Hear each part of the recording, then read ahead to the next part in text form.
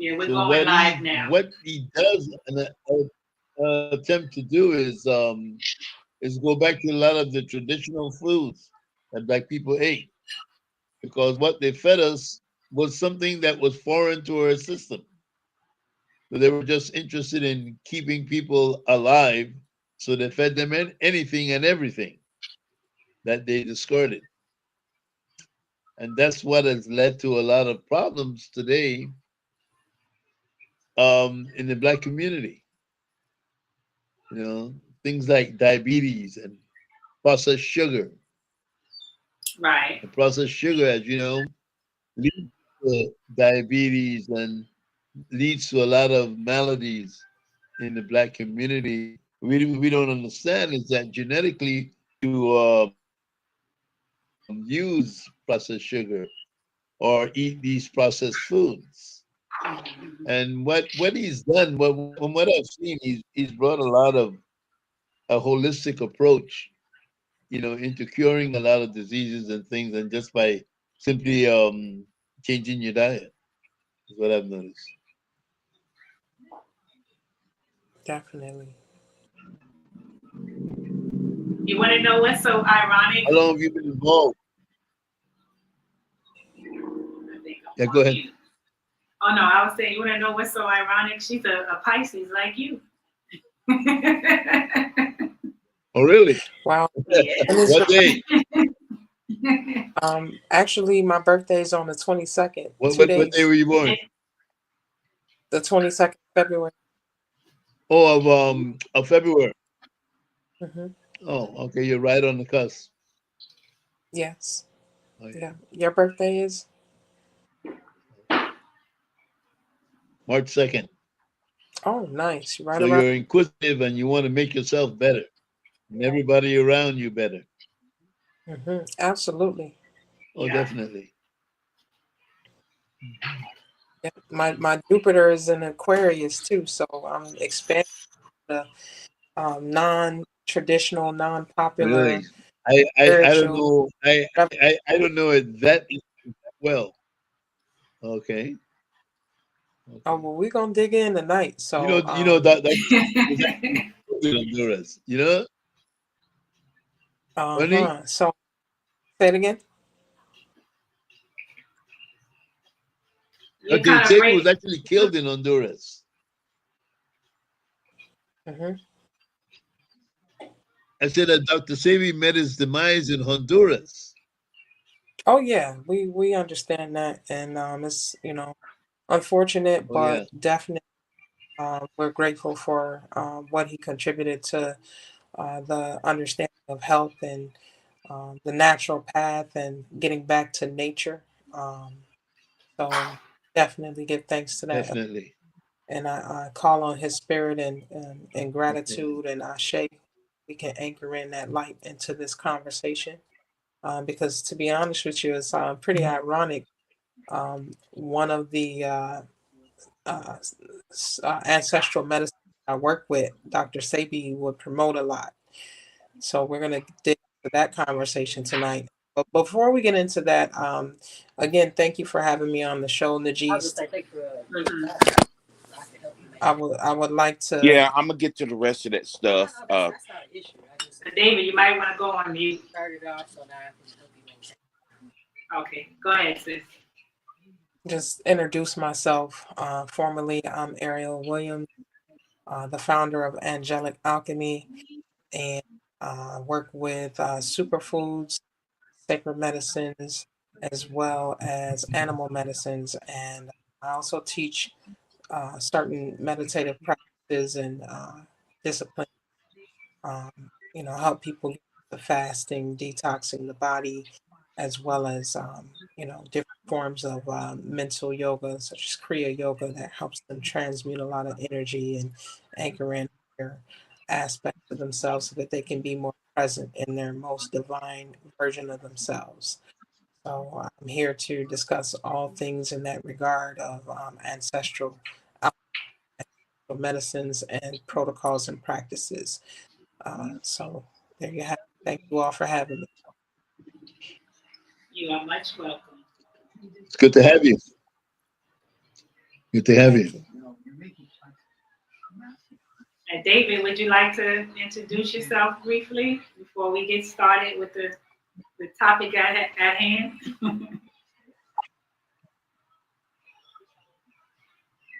Because I got trapped in it. David? David, would you want to introduce yourself before we get started? Because we hear you talking about something else in the background. I don't think you realize your mic is open.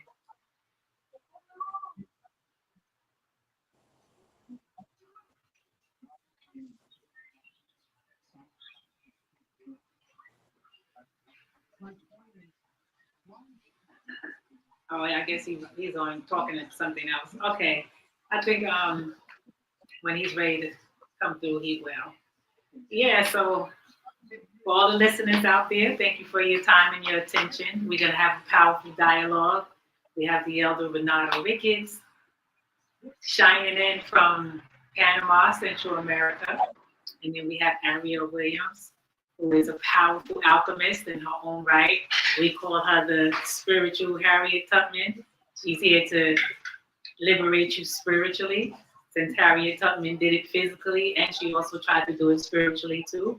But since we're supposed to be physically free now, Ariel is here to bring it on a spiritual liberational level. And she's going to talk about how we could get off the plantation in a medicinal way.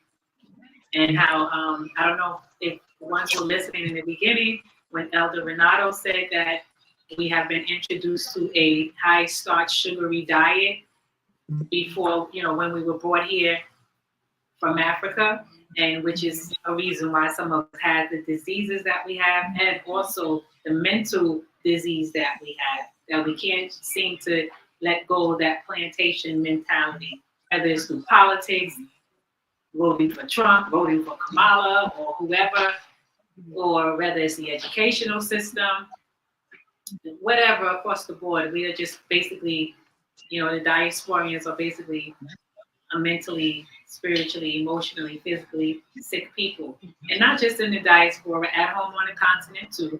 The diet is bad there as well.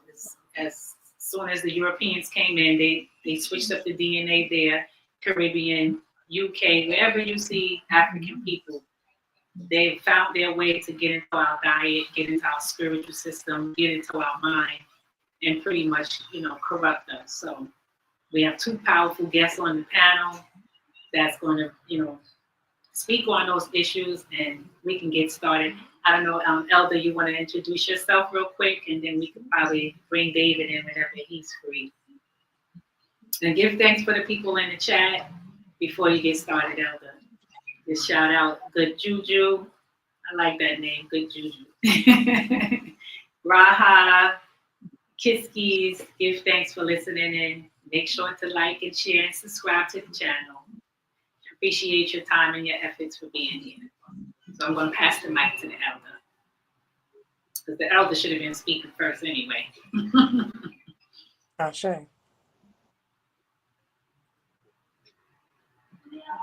So whenever you're ready, where to begin? We begin? right? You ready? We already began. I didn't hear. Okay. Well, I'm Renaldo Ricketts, and I guess why I'm here today is to discuss why we're still on the plantation. And one reason that we're on the plantation is because of indoctrination. And what they use, the most powerful instrument in our bodies is our mind. And this is why they want to control you. And they don't control you with whips and chains or guns. They control the mind. In order to control the mind, you have to indoctrinate. And what they use to indoctrinate people, our people specifically, and that is religion. They use religion because religion is about propaganda of the mind. What they sell us is the untruth.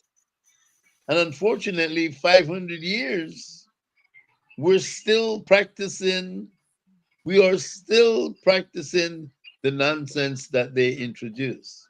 And that is why we're still on the plantation. And one of the reasons that you ever notice that China never allows missionaries into their country? And you know why that is so? That is because missionaries are the invading force. The invading force is to take over your mind. That's why the biggest business in this country, the biggest black business is the church. The black church is a monster. There is all the black businesses put together doesn't equal the church. And where the black 80% of black people go every Sunday, they go to church to get indoctrinated. And why? Because did you know that the only book that was allowed on plantation was the Bible, what I call the Bible. And the reason that they introduced the Bible as a method of control is because it works. It actually works. You have people believing in a mythical God, in a mythical guidance. And this mythical guidance has led us to nowhere. And it's led us to nowhere because we believe the propaganda.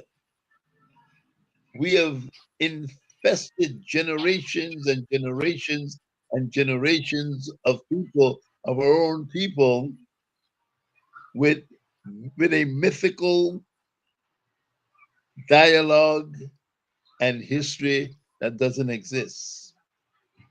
These are things that they created. As a matter of fact, they said the first slave ship was named Good Jesus.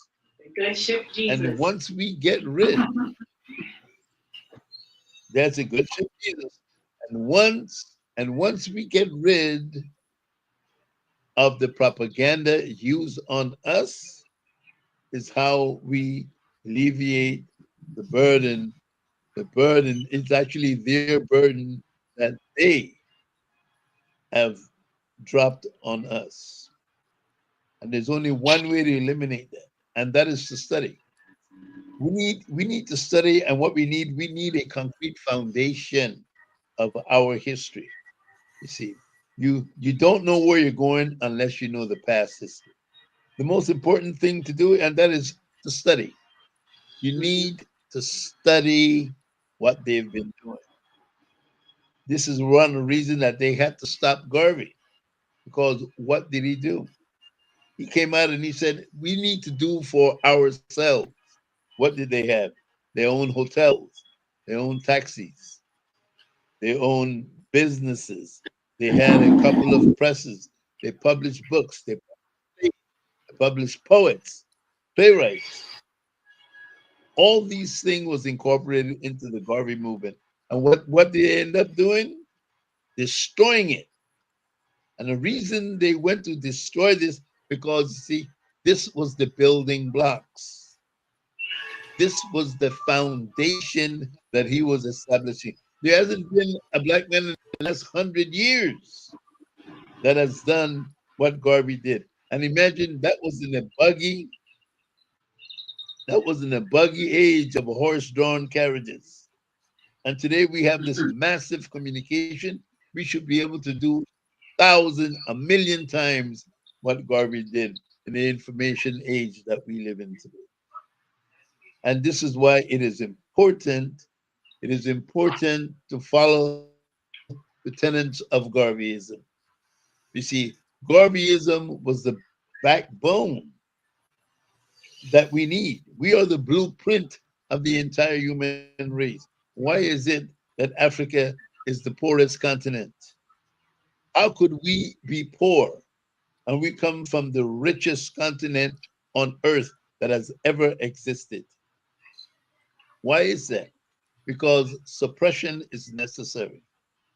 And we are suppressed all over the world.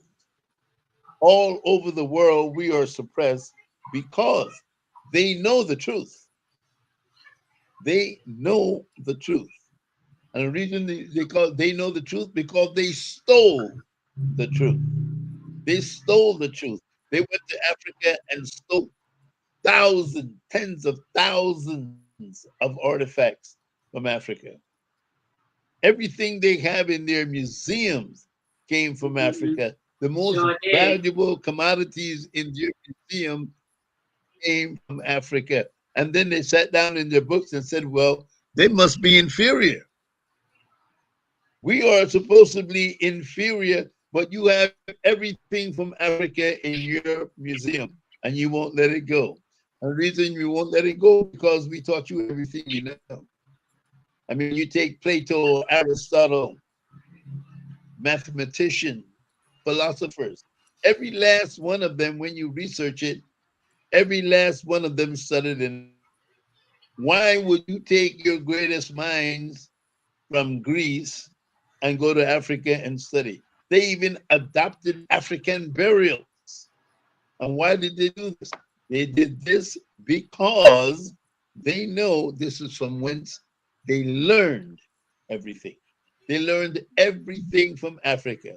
How can the blueprint be inferior? Impossible. They are a subset of humanity. And the reason that they are a subset of humanity is because they stole everything. They stole everything they have. Math, they go to Mars, they go to the moon. All of this came from higher mathematics. As some people say, the only reason that the pyramids are still there because they couldn't pack it up on a ship and bring it and take it back to Europe. Hmm. I mean, you take the Rosetta Stone. They never allowed the Rosetta Stone to leave England. They never allowed it. Now, the Egyptians have allowed them Tutankhamun's mask, everything they've ever asked for, but they've never let that Rosetta Stone out of England. And they stole it from the French. They had a battle with the French and they stole it from the French. You see, when you look at white history is the history of theft. It's the history of theft and disinformation. Sure is. And and that exists to today. And the reason it exists today is because we have not woken up. We have not woken up from the brainwashing. That's what Garvey attempted to do. He wanted to unbrainwash black people. And this is why there was a campaign. There was a campaign to destroy a movement. Anything you see, you see what look at the people they killed. Martin Luther King, destroyed Malcolm X, destroyed the Garvey movement. Why that? Because these were very important, the most important men in the last 100 years in this country and around the world have been those three men. And they had to destroy them. And the reason they had to destroy them because they were powerful. And they even used some of our people to destroy them because, well, every movement has traitors. There hasn't been a movement on this planet that didn't have traitors. By the same token, we had our set of traitors. That's true. That's true. Any questions? Oh yeah. And this is why we must continue the struggle. The struggle is important. The most important thing in your life today and tomorrow is the liberation of black people and your children and your children's children. This is why they have wars. Every 25, 30 years or so, they have these massive wars. And the reason that they have wars is because that the people they claim to have defeated, their children's children come back to haunt them. That's why they will never end any war. You take a look what happened in Palestine. They killed over 40,000 people in a year. 17,000 of those people were children. They are merciless. These people are barbarians. They're merciless. They're not Jews. The Jews look just like us. They talk about a migration out of Egypt. What white tribe lived in Egypt? None. Mhm. There's no such thing as a white Jew. These people are European. You take the Ashkenazis, they don't have one drop of blood in what they call the Middle East today, of African blood. The DNA is not going to lie. These people are Russians. These people are a subset of people that existed in ancient time. They are not our people. Jews look just like all four of us. That's what Jews look like. You come out of Egypt. How could you come out of Egypt and not look like us? You know, just recently, a few years ago, they were filming a movie in Egypt, a white production company. They had to stop production. You know why? They had to stop production because the people began to peel like snakes. They began to peel like snakes. There is no way on earth you could be a Jew and come from Europe. They peel just like snakes. The reason they were peeled like snakes, Africans could not, or white people could not originate in Africa. They would have burned up. There was no tanning lotion. Mhm. You take 2, 3, 4, 5, 10,000 years from now, there was no tanning lotion. How could they be Jews? These people are not Jews. They are not the Israelis. They are not. They are pretentious. Their pretentious existence. They were created in 1947. In 1947, they do not have ancestry that date back 5 and 10,000 years. They don't go back that they can't. They were added to the mix as a subset and call themselves from the continent of Africa, which is impossible. Impossible.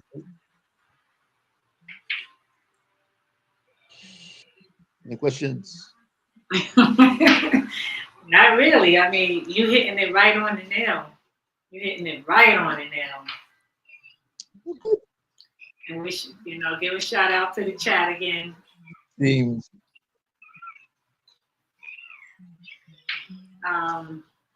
What was I When? going? Go ahead. What's that? No, I was going to say that even the mere fact that you said, like, how would they even be able to last in the sun? So that goes to show you that even the so-called Egyptians, that's not their natural habitat either. Mm-hmm. The Egyptians that we see over there today. No. A lot of these people, yeah. A lot of these people are Persians that mix with Africans. These Egyptians, these people, Tutankhamun, Nefertiti, and all these people, they're all black people. They look just like us. They look just like us. Then they talk about when you look at some of the notes of some of these archaeologists, most of the pyramids are not even in Egypt. Most of the pyramids are in Sudan. I know. Each one of us come from And a family even down in originating Zimbabwe. in Sudan and that part of the world. Over 2 million years. Funny? Yeah, but you see, history is told, as they say, by the conqueror. And everything they've written about us has been a lie. Has been a lie. And they've indoctrinated people into believing that they are inferior. They give you inferior schools and torn up books. And then they tell you, God, you know what? Your test scores are low. Test scores? Based on their culture. They design a test that is designed for them, and black children have no knowledge of what's on that test to begin with. They prep and they prepare themselves for these tests and their children since you're in the first, second, and third grade. Then they give these tests to black people and say, well, gee, you didn't score high on the test. The test is a foreign matter. Everything they do, there is technology in everything they present. They present black children, and what do? They make sure they have a mediocre education. They make sure they keep you contained. And they do this through their media. If you were to grow up somewhere and somebody told you that for generations and generations that you were inferior, you would start believing it. Problem with some more people, we start believing them. You cannot believe your oppressor because he does not want to see progress in front of you. You don't want to see progress in front of you. That's why the Chinese were right when the Chinese don't allow them to introduce the Bible to their people.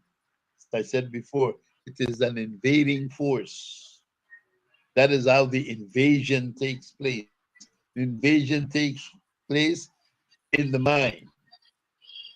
In the mind. They have people believing that a man can defy gravity and walk on water.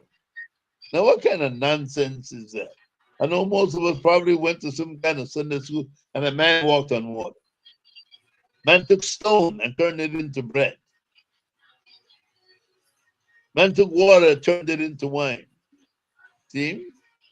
This is the kind of nonsense. People are looking for a delusional, mythical God. They're looking for magic. They go to church. They go to church and they look for magic. Where was Jesus when they were shipping us over here? Where was he doing? What was he at lunch? You know, what was taking place? About profit. It's about profit. They made a deal with the policy. They made a deal. They came out, Pope came out with a deal. They made him a deal. For every African brought over to the New World, they gave them 5 cents. They brought millions. They got rich. Catholic Church got rich. They got rich. So they came out and said, well, like people don't have a soul. So it is okay to enslave them because they don't have a soul. We, the soulless white people, have the soul. They determined this because of the dollar. That's why I never judge anybody because of money of the dollar or what they have, what they don't have. You have to look at that person's soul. You have to look at that person's spirit. You have to look at the spirit and from whence he came.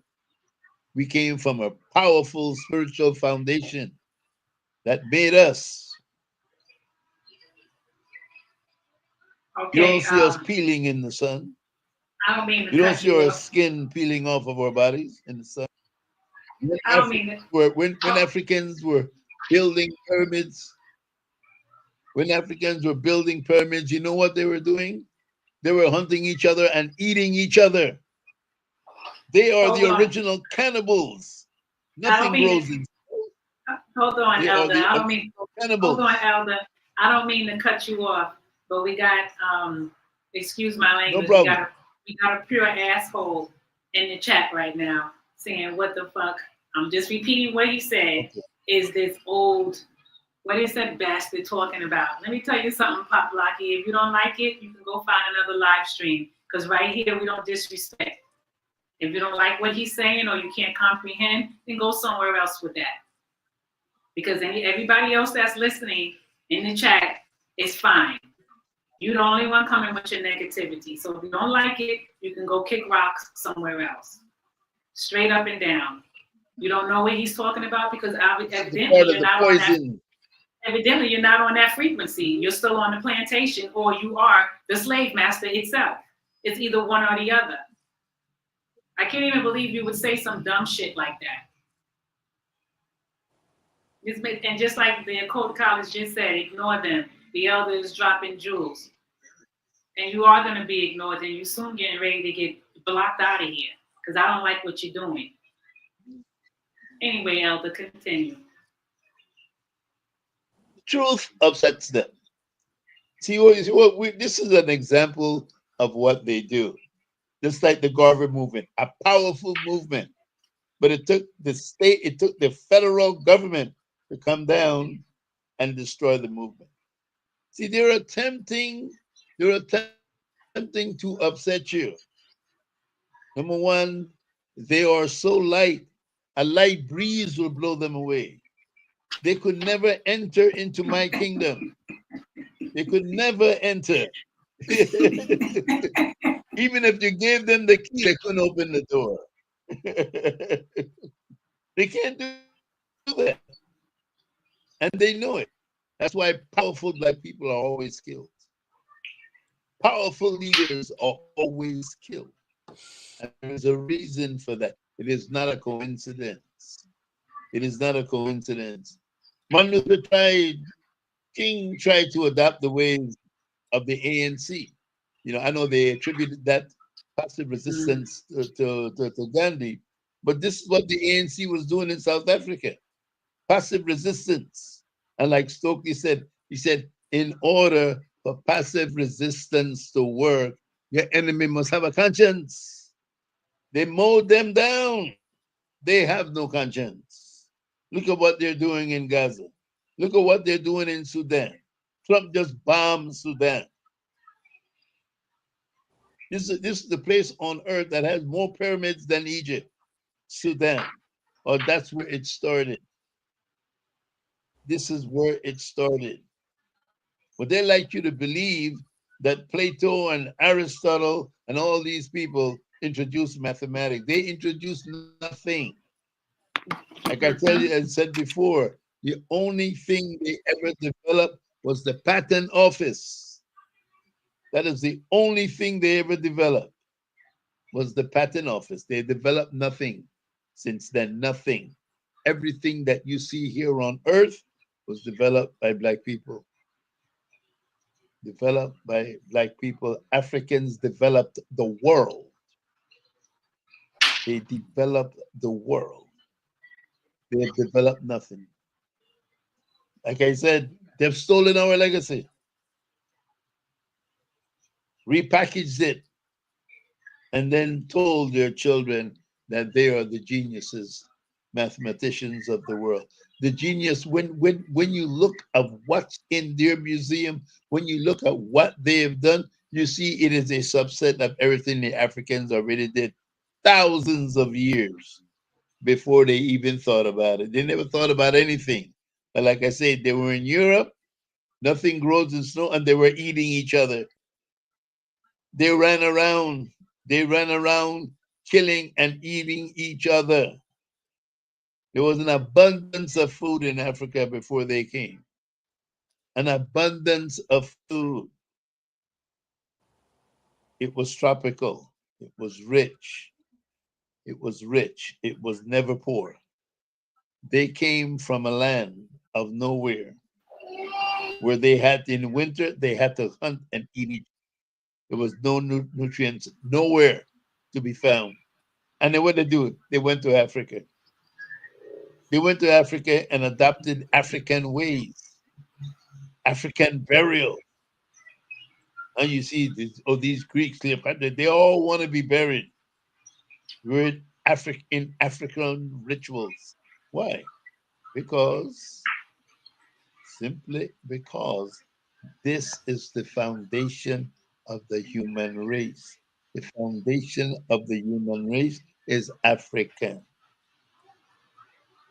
It is not Europe.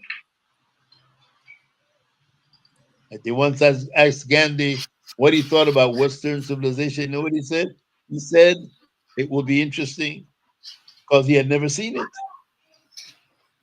it. Civilization, they know nothing of civilization. If they were civilized, they would not have done what they did. They don't know what civilization is because they're uncivilized mongrels and they know it. And we know it. That's why we need to change what we are doing and focus on what is most vital and important. That is to elevate ourselves. elevate ourselves to a level that they will never understand. Only thing they understand to do, and that is to pillage. To pillage, because they've created nothing. They have created nothing. Everything they do is what they learned from us. Everything. Everything but kindness.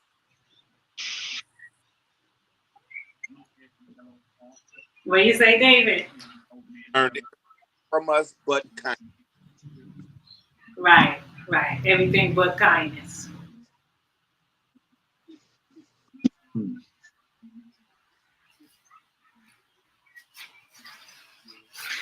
So the Trumpanzee, what is your in the plantation? Oh, I know that we had discussed that a little bit on the Facebook the other day, and I don't know if you wanted to touch on that, yeah. and then Sister Ariel can come. Trumpanzee, yeah, Trumpanzee. You know what's interesting about this guy is that he was elected president, and then he came up for re-election. He was deposed, and they went back and brought him back. Why is that? Because they they know he is a racist and a hate monger. They know this, and this is America. This is who they really are. See, they will show you who they are. You don't have to guess who they are. They will show you exactly who they are. It never fails. And they've got another 4 years of this guy. It never fails. Well, what they're establishing is a dictatorship, is what they're really doing. This is what they do. This is what they do. This is what they do. This is what they've always done. They've done this throughout Central South America. Everywhere they go, they do the same thing. They are incapable of living in peace with anyone. Name a country on this planet where they've gone and lived in harmony. Not one. They don't know how to live with anyone. You know, they how come they never lead with democracy? How come they never lead with kindness? No. After they destroy your culture, then they start talking about voting and democracy and the Bible. This is how they lead. They lead through destruction and conquering. They've never they've never rolled up on a new land and said, "Oh, gee, we come in peace. We'd like to live here." The people, the indigenous people of this land, met them, welcomed them, taught them how to fish, taught them how to survive, and what did they do? They turned around and killed them. People with no conscience. They have no conscience. They will never develop it. It must be embedded in their DNA. Cannibals, what they are. When you look at their history, it's the history of cannibalism, of ripping off and killing. They don't know anything else. They teach So their to add, children this nonsense. so to add on to Generation, pardon? what you're saying, I feel Ariel has a solution for the plantation mindset for Black people on a medicinal level. Let's kind of like shift the dialogue to like, now we know what the problem is, let's get a solution going. All right. Honestly, like I feel it's necessary to say that first and foremost, the highest form of revolution is evolution. We understand what has been done. We understand what is continuously propagated and perpetuated. However, if we do not shift our focus on what is versus what isn't, and what's being done, then we remain in victim consciousness, and there's no power in that. We have to uh, really delve deep into action and changing our mindset and our focus inwardly on us. I find that needs to be at the forefront of how we really sit in our highest position, and really embody the power that it's going to take in order to transmute this level of density on this planet right now. And there is strength in numbers, Ashe. Um, you know, it's not necessarily focusing on what to think, but focusing on how to think. You know, um, shifting your perspective.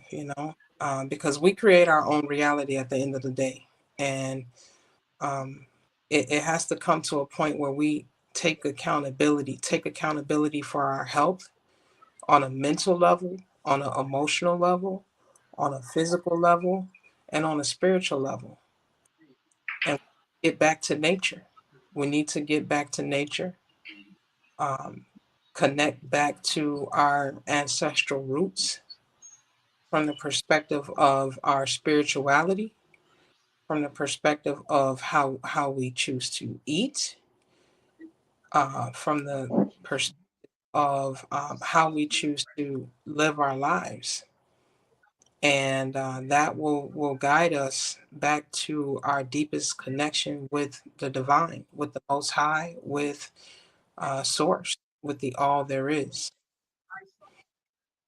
So before we can really get deep into dealing with some of the more advanced black matter technology that is out there, it's important to set the proper foundation of having the right um, living meditation tools available. And those tools are going to be reflected in just being able to think diet, be able to fast, get in tune with your breath, be present with breathing on a deeper level. Can somebody mute their phone so I can be heard? Thank you. Um, yeah, just taking certain herbs that cleanse and detox heavy metals out of the body are really important to give you the clarity that you need, um, as well as get oxygen to the body. And that helps the body breathe on its own, on top of the breath work that you should be doing to help you become more present. That's something that I definitely promote at my brand, Angelic Alchemy. Um, I am a sacred medicine woman, but I do understand that our community has a um, foundational work that needs to be done in order to earn the right to practice and work with these sacred sacraments, as do command respect and require a lot of internal work before you can get to the external alchemy. Okay. Um, Before I get any deeper into anything, do you have questions for me, Nidges? You can speak on your You have a question. Yes.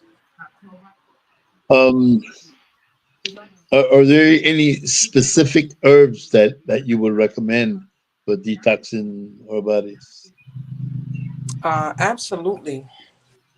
Just on the simplistic side of it, I definitely say working with the algae and the phytoplankton and the moringa is really really good, like chlorella and spirulina and astaxanthin. Um, these type of algae are really, really powerful in feeding the body nutrients and minerals. However, they also detox the body simultaneously. So you're getting a combination of a detox and a boost to your immune system, which is important because certain herbs can be a little taxing on the body. So I like to kind of give people more gentle options because everybody's system is not able to always handle some of the more aggressive herbs and plants available that will be effective in certain regards, but can also tax the organs at the same time. So, a win-win situation is a superfood that detoxes the body naturally, but also builds the blood and builds different minerals and nutrients in the body as well. And that would be primarily and predominantly spirulina, chlorella, and phytoplankton. So explain to us what is the iboga and how could that help one liberate from this plantation mindset on a medicinal level, spiritually speaking, emotionally, physically, and mentally. Well, just to kind of give a little background about it, iboga is a shrub that is native to the rainforests of Central Africa, and particularly Gabon, Cameroon, and the Congo is where you will find it. And it's indigenous to only that region of the planet. So, really, really powerful and sacred plant. The Bwiti elders in the Gabonese communities deal with the boga for a multitude of different things. Everything from initiations, rites of passages, and connecting with ancestors, gaining wisdom and guidance into own personal life, and resolving personal and communal issues. They actually displayed and showed this in the Black Panther movie, which was purple when you saw they had that garden, and um, the Black Panther was preparing to take his throne. They would go through that initiation where they would take the Black Panther and he would consume that medicine, and then they would bury them in the dirt. I mean, being that it is root bark, it um, grows obviously in underground. So to be buried in dirt is symbolic for connecting with the roots and becoming one with the root, which is synonymous with ancestors and ancestry, which takes us back to the ancestral realm, as it is a clear path to the ancestral realm. And then you will see in the movie that the Black Panther would be sitting amongst the ancestors and consulting on their life, consulting on just how to be the best versions of themselves, and just um, having a level of remote viewing to reflect on what is necessary in order for them to embody the highest attributes of their divinity. And then they would come back into reality, and they would be prepared at that point with all of the answers and the clarity and the ashe from the ancestral realm to be able to rightfully rule as the Black Panther. So that whole ritual was based on a boga. So it's an honor to be able to connect to the spirit of Aboga and promote that sacrament at this time for our people in terms of healing and really developing higher faculties within our spirit, and removing a lot of trauma and getting rid of a lot of addictions. Um, it's so many benefits to it. One of the primary benefits that I think is important to note is that it deals with opioid addiction. Okay. So, and we know in the West there's a lot of that. I mean, this is a technology. Don't be mistaken about that. However, in the West, a lot of addiction in our communities, and other races deal with this plant heavily.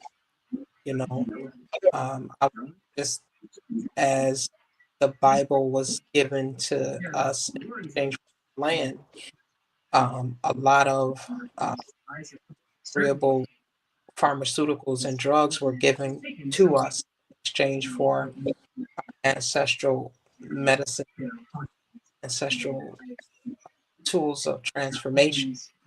Okay. So, in order for us to really get back to a place of inner harmony and balance and wholesomeness, this is an option to have to tap into on a quantum level because it is a healing medicine. It works on all of the body. We know that majority of the issues start in the energetic body. It starts in the emotional body, the spiritual body, and the mental body, and then it crystallizes into the physical body. That's why, for example, someone that may have suffered experienced broken heart over. Wait a minute, is there a TV on in the background?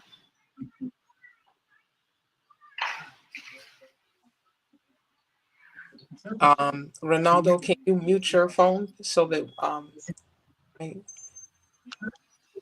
don't know if my phone is not even on. Hold on. Oh, okay. I I'm know, hearing some other What was, like a TV or something was like that that. it? That was the TV. Okay, is it still there? No, it's gone now. Then, okay. Okay, so I Is think there a way of introducing some of these things, into like grade school? potentially in the future, but I think it's best to deal with Yeah. middle age and adult um, age groups at this time because we are the predominant ones that will be able to use this medicine in safe dosages. I mean, I definitely would say that it's safe for smaller children as well, but we don't have enough information on that at this time to make a definite answer.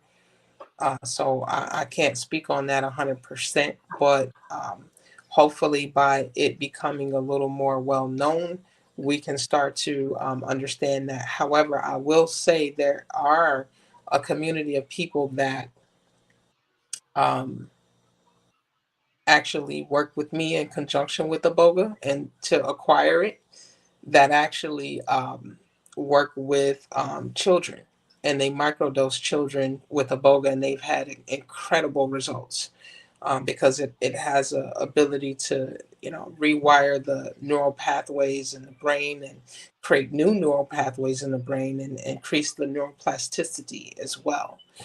It is a nervous system medicine, so it heals the entire nervous system, which is the hardware to the electromagnetic field. And we can get into that discussion because that's a pretty um, deep topic as well in terms of the electromagnetic field and how it works and understanding the depths of that and how this medicine works in conjunction with that. Um, I guess the main thing is that the emotional body there's a lot of for a lot of people there's a lot of uh, disagreeable energy and trauma sometimes trapped in the emotional body that iboga helps excavate out.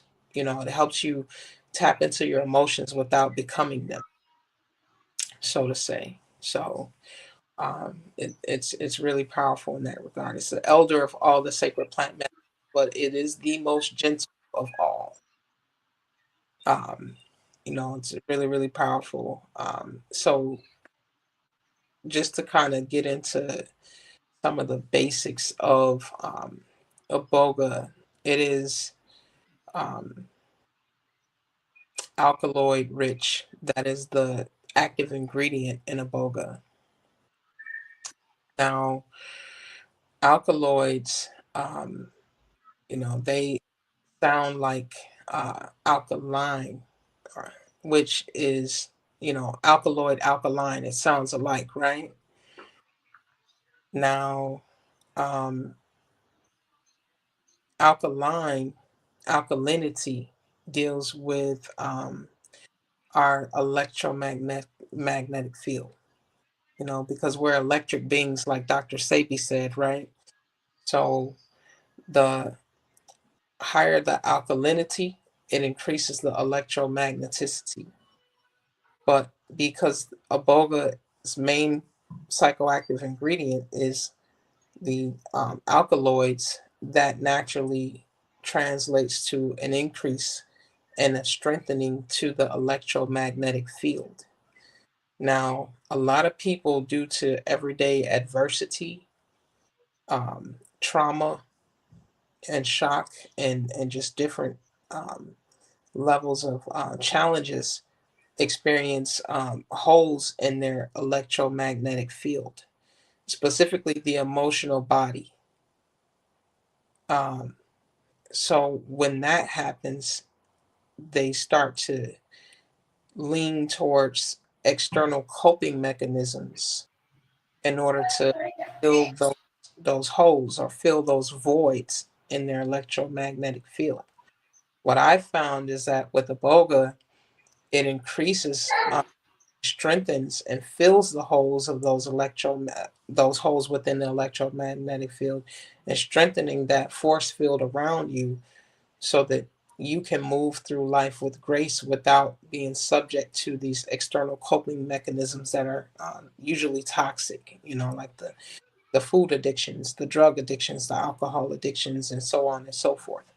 So it is really powerful in that regard. And it is a very long lasting strengthening to the electromagnetic field, because it's an accumulative medicine. So as you work with this medicine, and you take this medicine in smaller doses on a daily basis, it increases in its presence in your body. And iboga, from stated by the Bwiti tribe, is known to be able to stay in the human body up to 6 months. And that's because the human body allows the presence of iboga to be inside of it that long, because it is a non-threatening um, substance that is really, really good for the body. So the body actually holds on to it. And that's how you know the ranking of a particular plant or any kind of substance, is like how long the body holds on to it. Because the polarity of that would be like going out and eating some McDonald's, and then you'll make a bowel movement like quickly, because your body's trying to get rid of it, because it's not good, and the longer it stays in there, the more damage it does. So for something to be able to stay in your system up to 6 months speaks highly to the ranking of that particular intelligence within that plant. And this again is a root bark. So we're dealing with groundedness. We're dealing with peace. We're dealing with clarity. We're dealing with inner body and introspection type energy. So when we go within and we become introspective, then we're able to really meditate on where we're at, what timeline we're on, and what we need to do to get to the next, or the higher plateau, the higher timeline. Okay. So, um, yeah, it's a powerful frequency. It's a powerful vibe. To be honest with you guys, I'm actually on a boga right now. Very grounded, very mellow, and in really good space. I feel amazing. But I'm also fasting as well. My birthday is in a few days. My birthday is February 22nd, 1985. So I will be 40 years old, for 40 years young. A lot of people tell me I don't look like I'm 40, but I'll You're be still honest with very you, young there. I don't feel like I'm 40 either. In my world, the way I see it is like we're not really adults until we're like 80. But I feel like we get caught up in the belief that like we're older by aging according to a system that was, thrusted upon us from people that don't look like us, and don't have the technology on a genetic level that we have. So we can create our own reality, True. Ashe. but we have to focus on the good. We have to focus on the positive. We have to focus on the love and the light and the victory, because we already won the war. We're just watching it play out. Ashe. Um, but yeah, let's dig back into this Aboga a little bit. You guys So what's have some history on it? What is the recent usage of it as far as modern times is concerned? It's not in Africa anymore. It's moved this way to the Western world. What is the story behind that? How old is it? Don't give an exact date, but give a timeline where you can say, okay, in 1805, they used this on a such and such client, and they found it to be very beneficial versus using other pharmaceuticals. Yeah, I mean, it's been around since, at least known since the 1800s. The French discovered it like around 1900, and then they took it over there, and then they ran it through their little lab stuff, and then that's where we came out with this thing called ibogaine. And ibogaine is like the extract of Aboga that is isolated to pretty much break down the opioid addiction. And people, they'll go to these clinics in Mexico and other places, and they'll take the extract ibogaine in pill form, and within 24 to 72 hours have completely eradicated cocaine and heroin addiction, like for good. Wow. So if they was on that if they was an addict for about 50 years, you're talking about in 72 hours that could be gone? Yes. They won't be going through any withdrawals or anything? No. I mean, sometimes you have a withdrawal effects, but they give other medicine in conjunction with it to offset that type of energy. So what about someone that may have like cancer or diabetes or some type of nervous disorder? It's really good for, like I said, it's a nervous system medicine, because the nerves are like the hardware to the electromagnetic field. So, Aboga gets deep into the nervous system and purifies a lot of things out. It definitely detoxes the body physically. It is a bitter herb. It's a bitter root. So a lot of my clients, they do like to take the Aboga in pill and capsule form, so that they can the taste, get rid of the taste. Yeah, well, not get rid of it, but just try to have it more convenient in how they consume it. I try to leave a little bit of the bitter dust on the pills, just so that it does kind of so they can't know how it tastes. Yeah, so you can get a little bit on your palate, because it's important for the tongue and the taste buds to experience whatever you're eating before you eat it, even as a medicinal, because it gives information to the taste buds that help the body process what it is that you're in. So I definitely encourage that. In the higher doses, like what we call the blood doses of Aboga, the ancestral approach is to take the bark, to consume the bark, and really do it in that shamanic way, so that you can connect with the medicine on a deeper level, because the most bitter root is healing, and you have to embrace that bitterness, because if you can't embrace that bitterness, you don't deserve the sweetness that's on the other side of that. So that's something that I also teach, and I also encourage for my clients and my students to embrace that bitterness. But a lot of times, hey, we're on the go.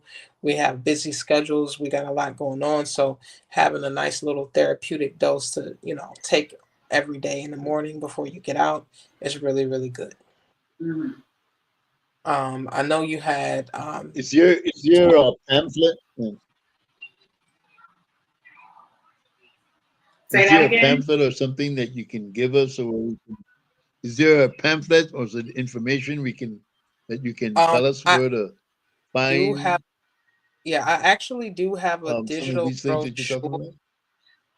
about. I do have a digital brochure with a lot of a wealth of information and frequently asked questions that I put together in terms of this sacred medicine, and I did send that to Najist.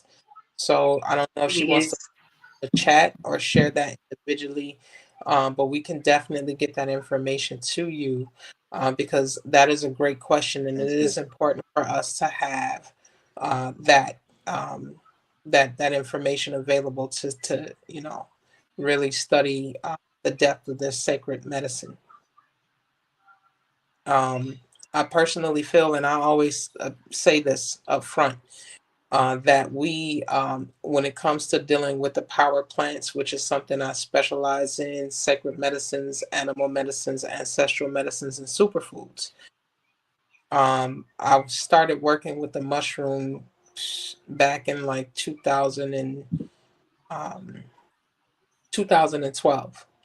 And that was my first psychedelic experience. But I can honestly tell, although it was great and I was in an amazing place, I would, if I, knowing what I know now about iboga and what I understand about the mushroom and other sap like it, I would say that taking the mushroom before experiencing iboga is like putting the cart before the horse, because the mushrooms are an outer body medicine, meaning it takes your energy and your essence up and out of your crown. Iboga is an inner body medicine. It takes medicine your it takes your energy deep downward, grounds you, and then takes you into the ancestral realm. So it's good to connect with your ancestors and also venerate your ancestors before you do anything. So that's a whole ritual in itself, to connect with your ancestors before you have any outer body experiences, and then just be grounded at the same time before you have an outer body experience, because at the end of the day, the only way out is in.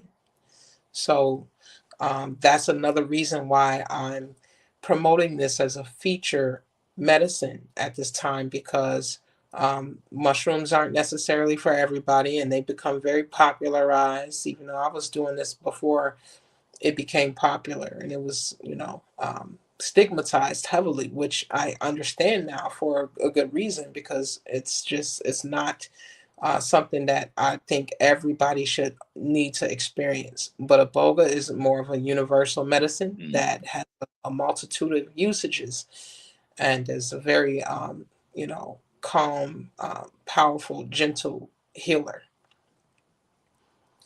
So yeah, that's pretty much like majority of what I have to share with you guys. But do you guys have any questions before I go? Because I got another meeting I have to attend to shortly.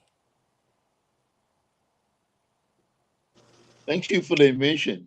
And a lot Well, of these, that for example, these mushrooms, mhm. is it that is people, some people take it for recreational use.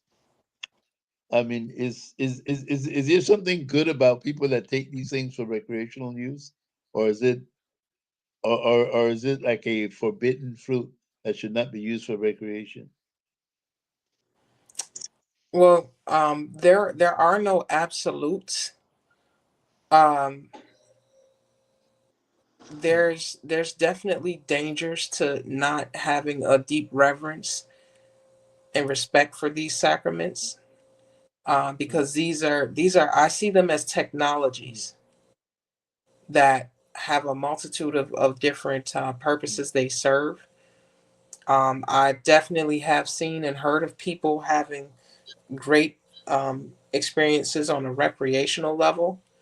Um, However, I think it's important to set proper intention when working with any of these sacraments, and come to these medicines with reverence and respect, and really get into your fasting, get into your breath work, and do all of the preliminary work prior to working with these sacraments, so that when you do work with these sacraments, it's taking you to a higher plateau from the plateau that you've already elevated to, and that's when you can really experience the most powerful magic and mysticism and beauty and healing and ashe and love and all of that um, with these plants.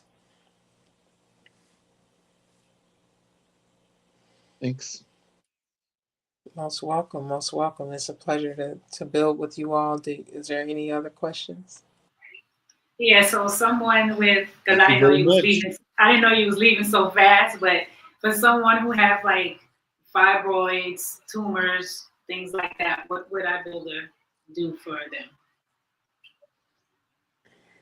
Well, the first thing we want to do is just kind of do like a basic consultation Mm-hmm. and just ask certain medicinal questions. Where are they in their journey, and how, what medications are they on, and how prepared are they to um, shift and pivot from those pharmaceutical medications to really get into the ancestral and the nature-based side of holistic healing, because you don't want to combine um, the aboga with pharmaceutical substances, two different frequencies, two different spirits, two different.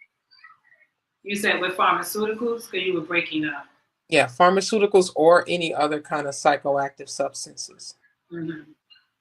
Aboga is a very powerful spirit, and it will speak directly to you, and you will hear it even prior to even taking it. Once you open your spirit up to working with the Aboga, it will come to you, and it will divine to you. However, one thing it will tell you is that I don't need any help. So you're gonna deal with me, or you're gonna get with this, or you're gonna get with that. Mm-hmm. You can't serve two masters in this regard. You're gonna deal with the pharmaceutical, which is fine for some people if that's what they choose, or you're gonna come this way and get the full enchilada. So you're basically saying they would have to let go the pharmaceuticals for a time being if they want to take Es- that. Especially for safety purposes. You want to have a clean experience, and you want to know what's working. You don't want to have mix and master and do all of this different stuff, this alchemy.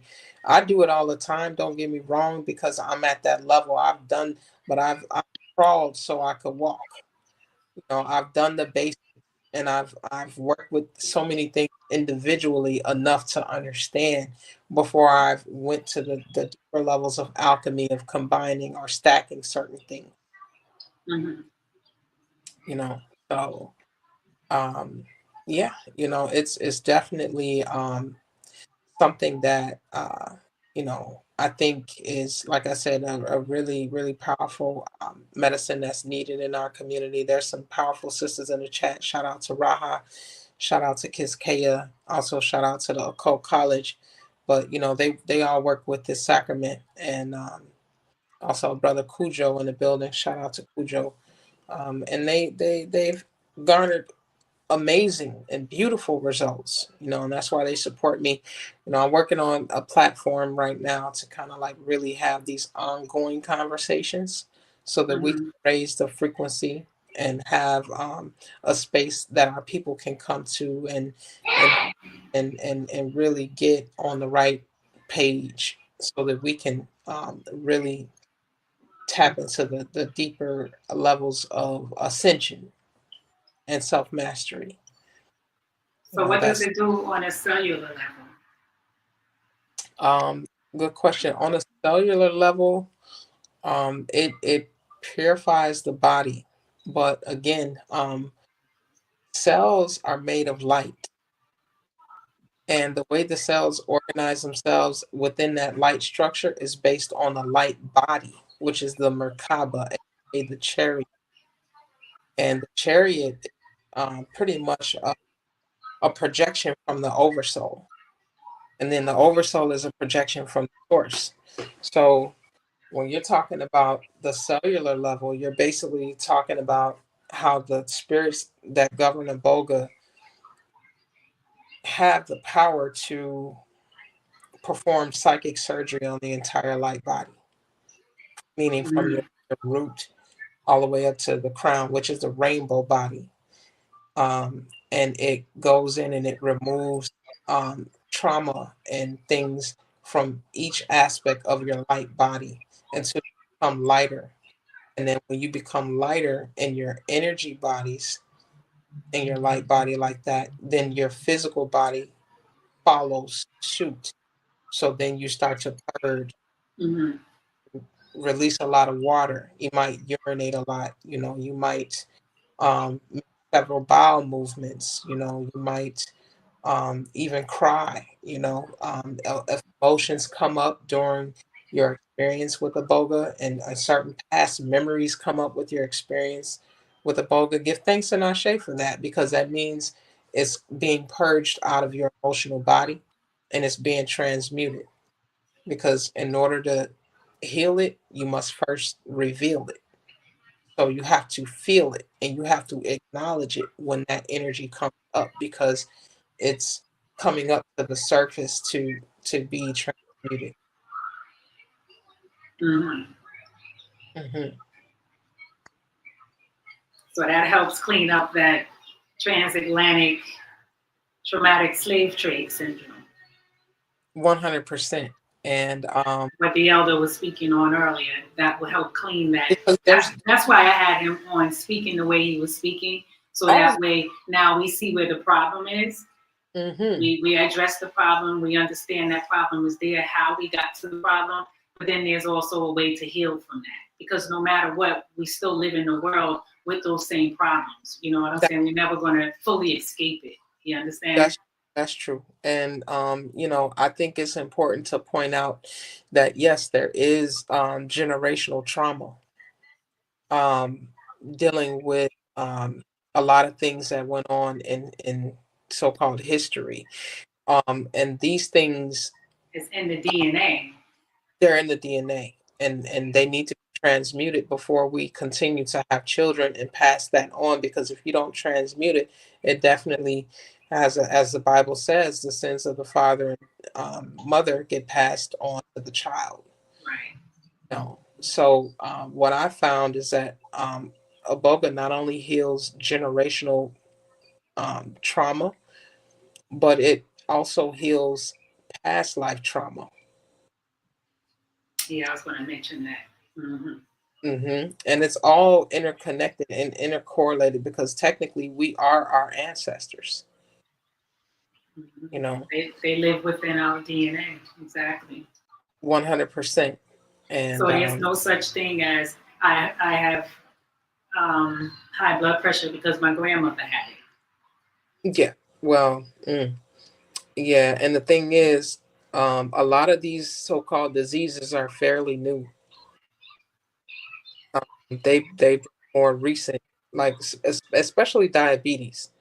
I don't know if we've even ever heard of anybody like in the late 1800s or early 1900s that died from diabetes. This has been mostly since like the 1960s, 70s, or Mm-hmm. even I think that's because using the word for the wrong ailment. Say that again, David. I can't remember. Diabetes is a Greek word for something else. What we're going through right now is a processed food disease. They didn't have processed food back then. exactly. So diabetes for the processed food disease is it's just another clever way to disguise that we're being poisoned, and we're Right. not gonna fix you. We'll patch you up. Correct. Mm-hmm. 100. Exactly. And that's definitely what I was getting to with that, because again, this is more recent history, and we know that like when we go shopping, the typical processed food has like 20 to 50 ingredients on it, which when you go to other countries, you don't see any of that like you see it over here. And made by the same. Yeah. So it's a lot going on with that, but we have to again, get back to nature. And that's until we get back to nature and our ancestral roots and ways, then we'll continue to suffer, especially not just on a physical Maybe that's why they call it and Procter and Gamble. but on a financial I'm level saying as that that's well. why they call it Procter and Gamble, because you're gambling with your health. Yeah. Yeah, Ashe. Mm-hmm.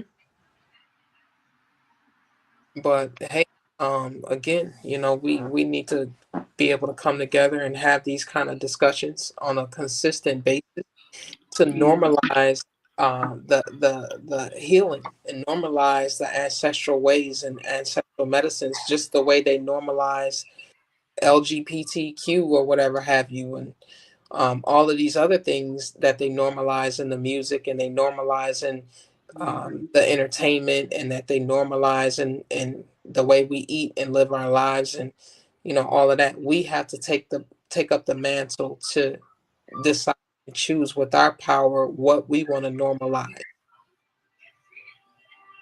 So we have to continue to evoke this energy until we see the change we want, and then from there take it even higher. Yeah, Ashe. someone in the chat was asking, could they give it to their 16-year-old son? Definitely. I think if you all are interested, she did post my email address. Yeah, it's You still up there. um, you can also hit me up on Facebook, Ariel Williams, the Angelic Alchemist, um, Sacred Medicine Woman, and we can discuss things further. Get a consultation from me for sure. But yeah, definitely. I mean, these non-melanated people, they giving it to all their babies. And people, they hear about Iboga from me and my associates, and then they go to YouTube, or they go to Google, and Google send them off. Google, like they get caught up in the fear loop, in the fear portals Yeah, of the propaganda and all of that, because it is heavily surrounding by propaganda, because they don't want us tapping into this type of stuff. Now, there are a few, subtle risks, I would say, working with Iboga, but that's more so when you're taking extremely high doses, or when you're taking the. But because it is a medicine that works on the electromagnetic field, being that the heart is the generator of the electromagnetic field, Mhm. um, if, in order to house certain levels of cosmic intelligence, the vessel has to expand, and the vessel needs nutrients and things to expand. So when your electromagnetic field expands, being that the heart is the generator of that electromagnetic field, it needs to be supported with magnesium. So you need to be able to take magnesium to support that expansion of your electromagnetic field and your heart to strengthen. So beyond that, you do want to cleanse. You want to eat a clean diet, but the Iboga will help you with that. But you need to lean into having a clean diet. Take some of that spirulina and chlorella, like I was telling you about, which also carries magnesium, as the primary supplements. But when So you, do a detox first before they go into the iboga, so that yeah, way they don't well, have. it's like if you don't want to like miss out on taking a therapeutic dose, because you're caught up in a toxic eating cycle of bad food. So you can if you're strong enough for that, cool. But if not, take the Iboga and detox while you're doing the Iboga, and then you'll see that it's perfect. But if Mhm. your body riddled with parasites and too filthy, Iboga can cause a detox headache. That does happen to people that haven't been doing their internal hygiene work. So, um, Mhm. and again, you don't want the medicine doing work for you that you can do for yourself, because the more you do for yourself, the deeper the medicine can do for you on top of that.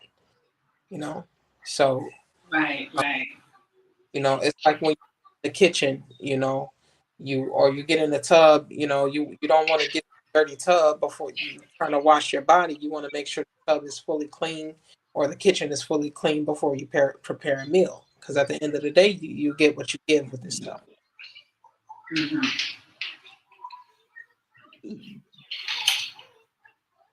Mm. That's really deep. That's really deep.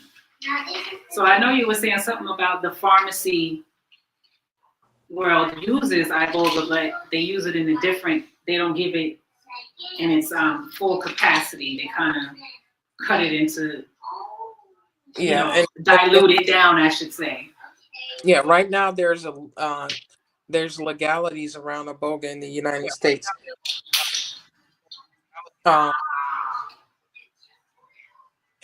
Pretty much, I have some folks down here in South Florida, as you know, that where I'm connected to, that we're establishing a church at this temple so that we can practice our sacraments legally. However, um, iboga is not legal in the United States at this time due to, I would say, the power that it has. It poses a threat to big pharma.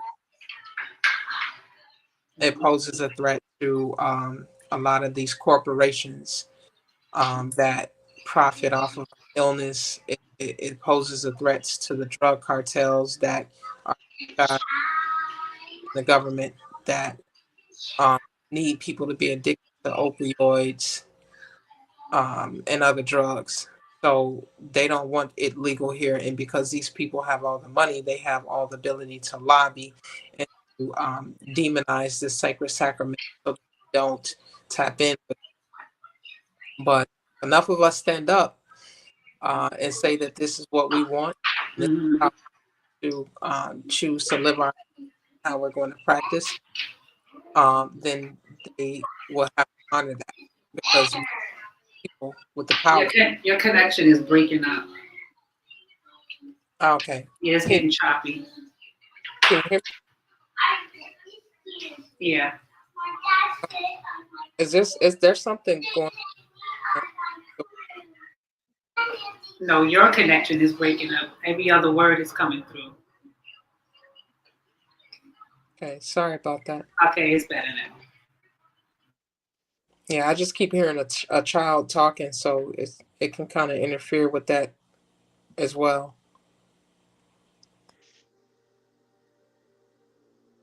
Hello? Yeah. Yeah, we hear you. We hear you. Okay.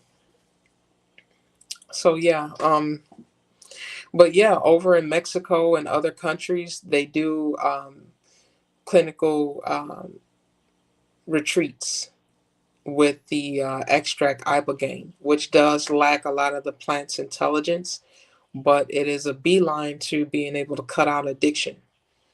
So that is the aspect of this medicine that can affect the heart more intensely because it lacks the other guardrails of the plant's intelligence.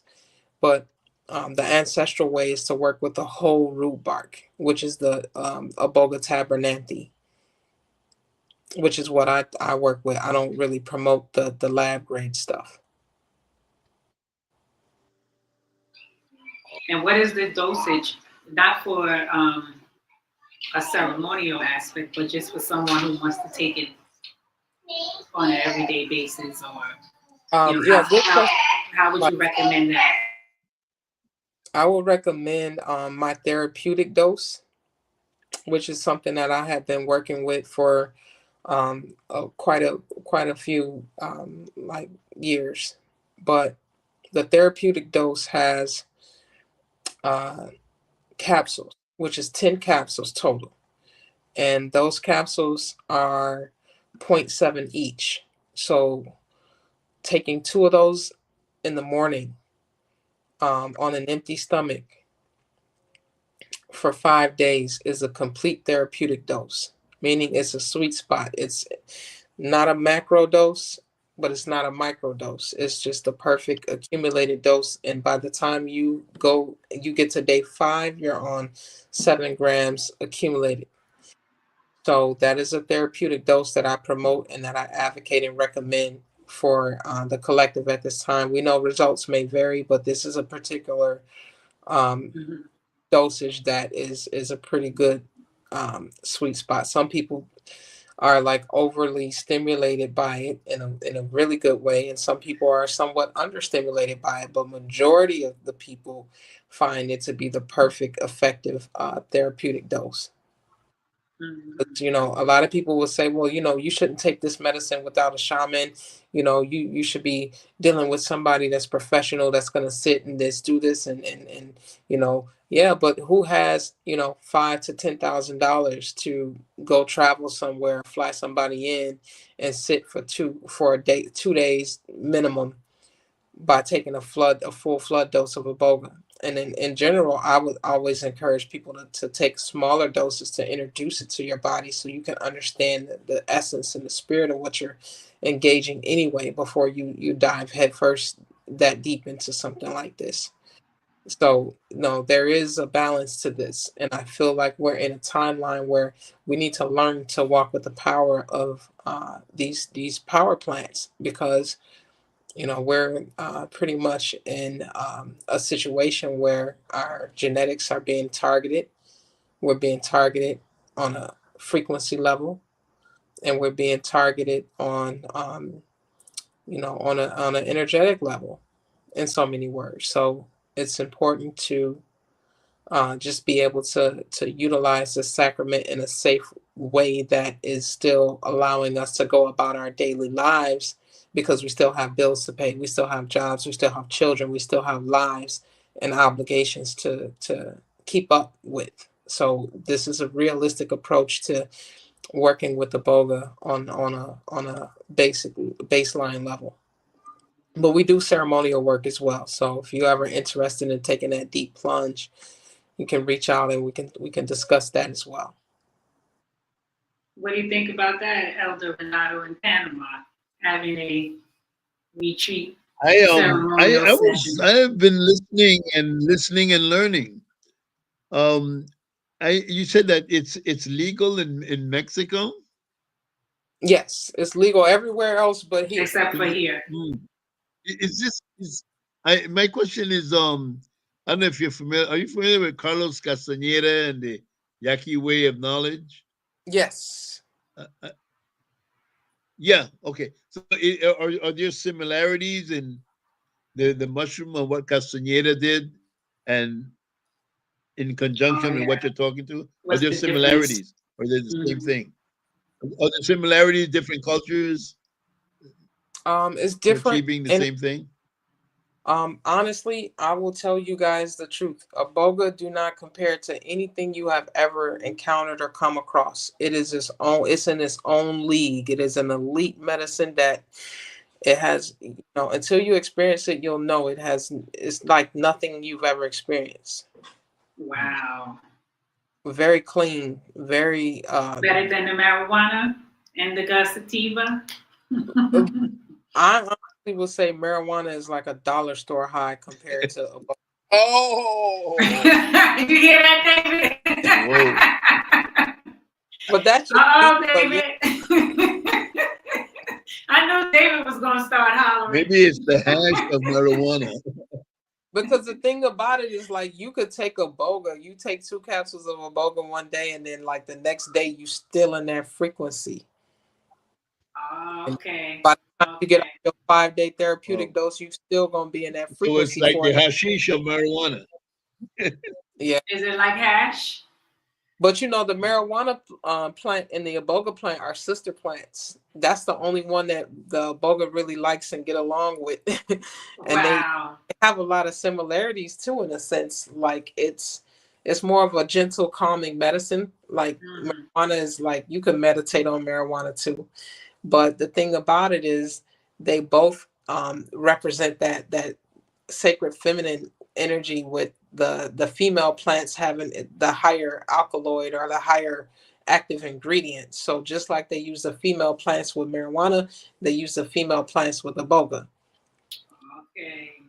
And then you have different variations and gradations, like a sativa and an indica. You have like the elite iboga and the super iboga. But that's another level that I don't. I'm it's more getting into like branding at that point with me, because I have different ages of iboga that has Yeah. I was going to alkaloid. ask you that next.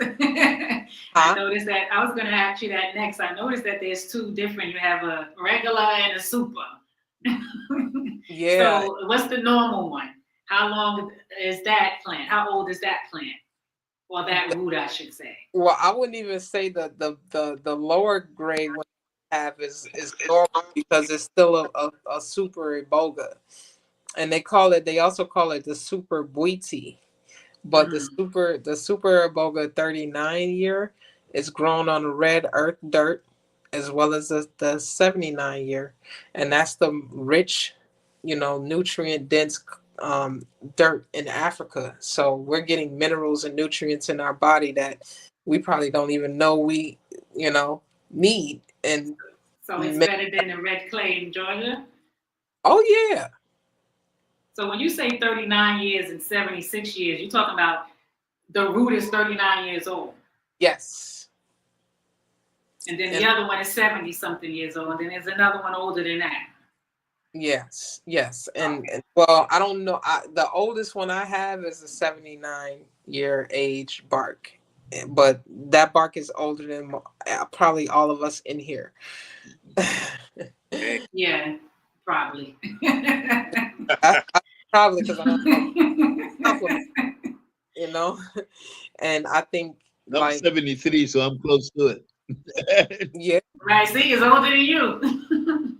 Yeah, so you tapping into some wisdom from that region that has rich minerals that we're really getting back into that. And then I was telling you the other day, Najis, about how like they talk about a lot of these alien spacecraft that they may capture and then they try to operate it or reverse engineer it, and they can't do anything with it because it's genetically tied or linked to a specific extraterrestrial being that has the light codes to operate it, and it's only specified to them, so nobody else can do anything with it. And I feel like the same thing with Iboga.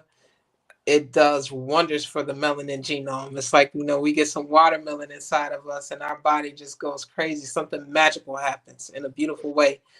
And there's other races that are non-melanated that are benefiting from this and spending top dollar to gain access to it and buying it in bulk. But when we get our hands on this, oh baby, So what does it do to the dream state? So if you was to take it before you go to bed, because I heard you say that you can take it before you go to work and you can just go on with your normal day and it won't interfere. But what if you want to take it in the night? Well, when you what's going to happen then? It's when it comes to dreams, Iboga has the power to invoke prophecy or prophetic dreams, and that has been my personal experience. But mind you, I'm a Pisces, so you're gonna hear that from me all day long. Okay. Okay. But you stay dreaming, right? I live in the dream world. That's why I can sit here on here comfortably and talk about Iboga, because that's 12th house energy. The substances. Now, let's talk about this though, because it's deep. Like when I first got a fresh batch of the new higher grade super buiti from the Buiti tribe, because it comes directly from Africa. That's how I get it. That was a 79-year-old. Yeah, I took about a pound of it and I kissed it and I prayed over it and I was like, show me your magic. I want to connect with you. And I was just telling the spirit of Iboga to, put me on game. So I put them under my pillow. And man, I woke up feeling like I had been in Africa for like 3 months. Wow. What do you mean? Expand. Man, it's like I woke up and it's like I started speaking French words that I've never known French a day in my life. I remember being on the top of like mountains talking with an elder, and then I remember being deep in like low caves and seeing these carvings inside of the caves that had like black, white, and red faces, which is the color of the Buiti energy and the tribe. And like I remember even taking my phone out trying to take pictures of the cave because I thought I was on some kind of tour. It felt like I was lucid dreaming. And I just was like trying to take pictures with my phone. When I woke up, I grabbed my phone. That's the first thing I grabbed was my phone because it To felt look for the pictures. yeah, because I was just like, whoa, these faces in these caves. And then I was in scenes where they was doing African line dances and welcoming me in. They had feathers, they had, seashells and all kind of adornment looking like Black Panther. Like literally, I'm like, wow, this is where they got that from because it's really real like that, in ceremony, Mhm. and then it was just like just going through different timelines. I was actually shown in the dream as well that there's a portal to another dimension, which I believe is an ancestral dimension that you can gain access to a boga through. I mean, you can gain access to That's through a good. boga. Mhm. Yeah, and I was just like, what? So you can see your deceased loved ones, all of Yeah. that may could happen. Yes, and I saw nothing but melanated ancestors, and they were the corporeal ancestors, not the galactic ancestors, that look like different entities and stuff, but more so like looking like me and you. Like me and you, right, in flesh Yeah. form. I mean, and then I had another dream prior to the medicine getting to me. Like soon as I ordered it and it arrived, or it was on its way to me, I had a dream I was walking on the bottom of an ocean floor, and I thought that was incredible. Wow. But it was deep because I was informed by the Bwiti tribe that this medicine was brought up to that region of Africa and gifted to us by the aquatic Atlantean ancestors. Are you serious?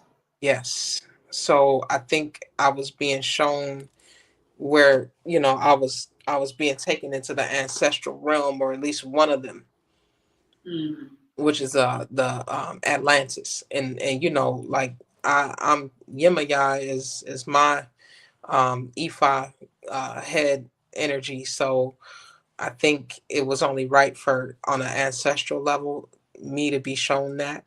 But again, Exactly. yeah, the prophecy with a boga is heavy when it comes to the dream state. It's gonna definitely tap you in and show you some stuff, and you'll remember it like it was yesterday. So it goes into the ancient good memories. Yes, Ashe definitely does. Y'all asking some good questions. What other questions y'all got? Before Yeah, anybody else yeah, talk, because you got my wheels spinning now. no, You got my macabre. You got my macabre spinning right now. oh, that's beautiful. I'm grateful, and So you would think that it would go into the chakra system and clear up the chakras, get all that psychic sludge out of the chakras so they can shine in their original radiance and spin in the right direction that they're supposed to be spinning in. It will deal with all of that. absolutely, absolutely, and I'm a witness and a testament to that because it definitely got me together. I've been up on 25 grams of iboga, and it was lovely. So like if a person wants to use it for a medicinal purpose, such as if they want to lose weight or they want to gain weight or they have an operation that they don't want to get. Yeah, How can Iboga target that? I'm actually in the process of losing some weight right now. For my birthday, I wanted to drop. That's in 2 days. But when you dry fast, you drop weight real fast. Like Yeah, that's true. you could That's drop true. like 4 or 5 pounds a day dry fasting. So if I That go is true. days, that's like a nice 15 pounds, and I'm right in there like swim weight. So yeah, that's what I'm doing right now. I'm taking the therapeutic dose. This is my 3rd day. I feel amazing. I'm very present. As you can see, I can communicate and express myself very well. Exactly. I'm grounded. I'm at peace. I'm in a very loving vibration, and I'm hopefully radiating that out to you all, my beautiful people, because I love y'all, and I really want our We people love you too. to heal. Yeah. Yeah, so definitely, good for fasting. And fasting, to be honest with you, fasting is more powerful than iboga. But I use the iboga to lean into the fast. a little deeper. To bring you in a more happy state to do it. Yes, yes, yes. So someone in the chat is asking, how much is the therapeutic dose? It's a price range for the 39 year, which is the Alita Boga. It's a $75 care package, and for the Super Boga, which is a 79-year age bark, it's $100. And then I do ship. It's $10 for shipping. So you get how much dosage in the first package you said? How long will that last? What, 5 days? It's gonna be 5 days, yes. Oh, he said he wanted to know how many grams is in the therapeutic dose. 7 grams. 7 grams, okay. So 7 grams for 5 days. Yes, and then if you want to get the bark, it's $10 a gram. A little bit higher for the Super Boga, and I have it in powder form too. Pretty much the same price. So the bark is cheaper than the capsules? No, the capsules should be expensive, but I've been really showing a lot of love lately because, like I said, I want my people to get it together, So exactly. You getting 7 grams for $75. So that's technically like only a $5 surcharge when I really should be charging $100 for the, I might go up eventually, but if you get it now, you can get it at a reasonable rate, because it's like, I do have a menu called Angelic Alchemy, food for the soul, real food for the soul. So, y'all can hit me up and then I'll drop that menu on you so you can look at all of the superfoods and ancestral and animal medicines I have, because I do work with the animal medicines. I work with the Cambo frog, the serpent venoms, and the toad medicine. So that's a complete initiation right there. When we getting into that, we getting into like reverse aging, the secrets of the fountain of youth and immortality with that, and then tapping into the galactic intelligence of the great serpent and the dragon energy. Now I want to expand on that a little bit because people was probably like, what? I know what you're saying, but other people was probably like, animal medicine, frog medicine, serpent medicine. They showed you the Cambo frog in Apocalypto. Now, yeah, exactly. If anyone watched that movie Apocalypto, remember that. Go ahead, sis. I'll let you tell it. Is if they didn't watch it, they need to go watch it tonight. And they need to go back and watch Black Panther so they'll know what the iboga is and don't be afraid to spend their money and take it. Because if you're going to go to the pharmacy and spend your money with the doctors and the pharmaceuticals, you can try this. That's from the earth. Been here longer than the pharmacies was created. I'm gonna tell you like this. Don't be cheap on your health. No, don't cheat yourself. Treat yourself. Mm-hmm. But in Apocalypto, he had the spirit of the jaguar on him, something serious too. But that's my archetype, the jaguar and puma. Because the jaguar is the main. Yeah, that's one of the main animal totems of the ancestors in that particular region. That is really representing fearlessness and the prowess, and all kind of other divine attributes. But anyway, long story short, when they were chasing after him through the jungle, it got to a point where he had to, kind of grab some things to kind of defend himself. So he grabbed a frog. And he took the frog and he scraped the venom off the frog's back. And he, used these little pointy, sharp sticks. And he put that medicine on the end of the sticks. And then as they were running through the jungle looking for him and he was hiding out, he took an instrument and was like, and it hit him in the neck. And then all of a sudden they got hit with the medicine, the venom of that, and it took them out because Campbell will lay you out. You know, That's I mean, a it is a poisonous healing, frog. it's a healing medicine, but in that movie they showed it as a weapon. You know, Right. But yeah, that Campbell medicine is for real. It removes what they call panema off the auric field, which is a form of you know dark deceased ancestral energy or you know karmic energy. I noticed for me, like with when I'm removing that type of energy off somebody, it's like removing a level and layers of karmic debt off the auric field, and it has Wow. a spell Are you to it. serious, sis? Yeah, yes, it has a But the smell. iboga does that too, right? Iboga, listen, Iboga Can you is just go so, straight to the iboga and forget about the frog? yes, this is why I'm making it the feature because the thing is, Iboga does it too, but Iboga is so cold, Iboga is so elite that it transmutes all that energy without even having to push it out into the atmosphere. What do you mean? It transmute that energy internally. So like I can be in a room with somebody and taking them deep on Iboga and healing them, and none of those frequencies permeate the space externally. They all like get into, you know, because the spirits that govern Iboga are like psychic surgeons, and they work on the light body and they help the person go because it's an internal medicine. The animal medicines, they have a technology that pushes those energies out of the body, and you have to like sage and burn so certain holy resins and say certain prayers to usher that energy out and send that into the underworld from where it came. But Mm.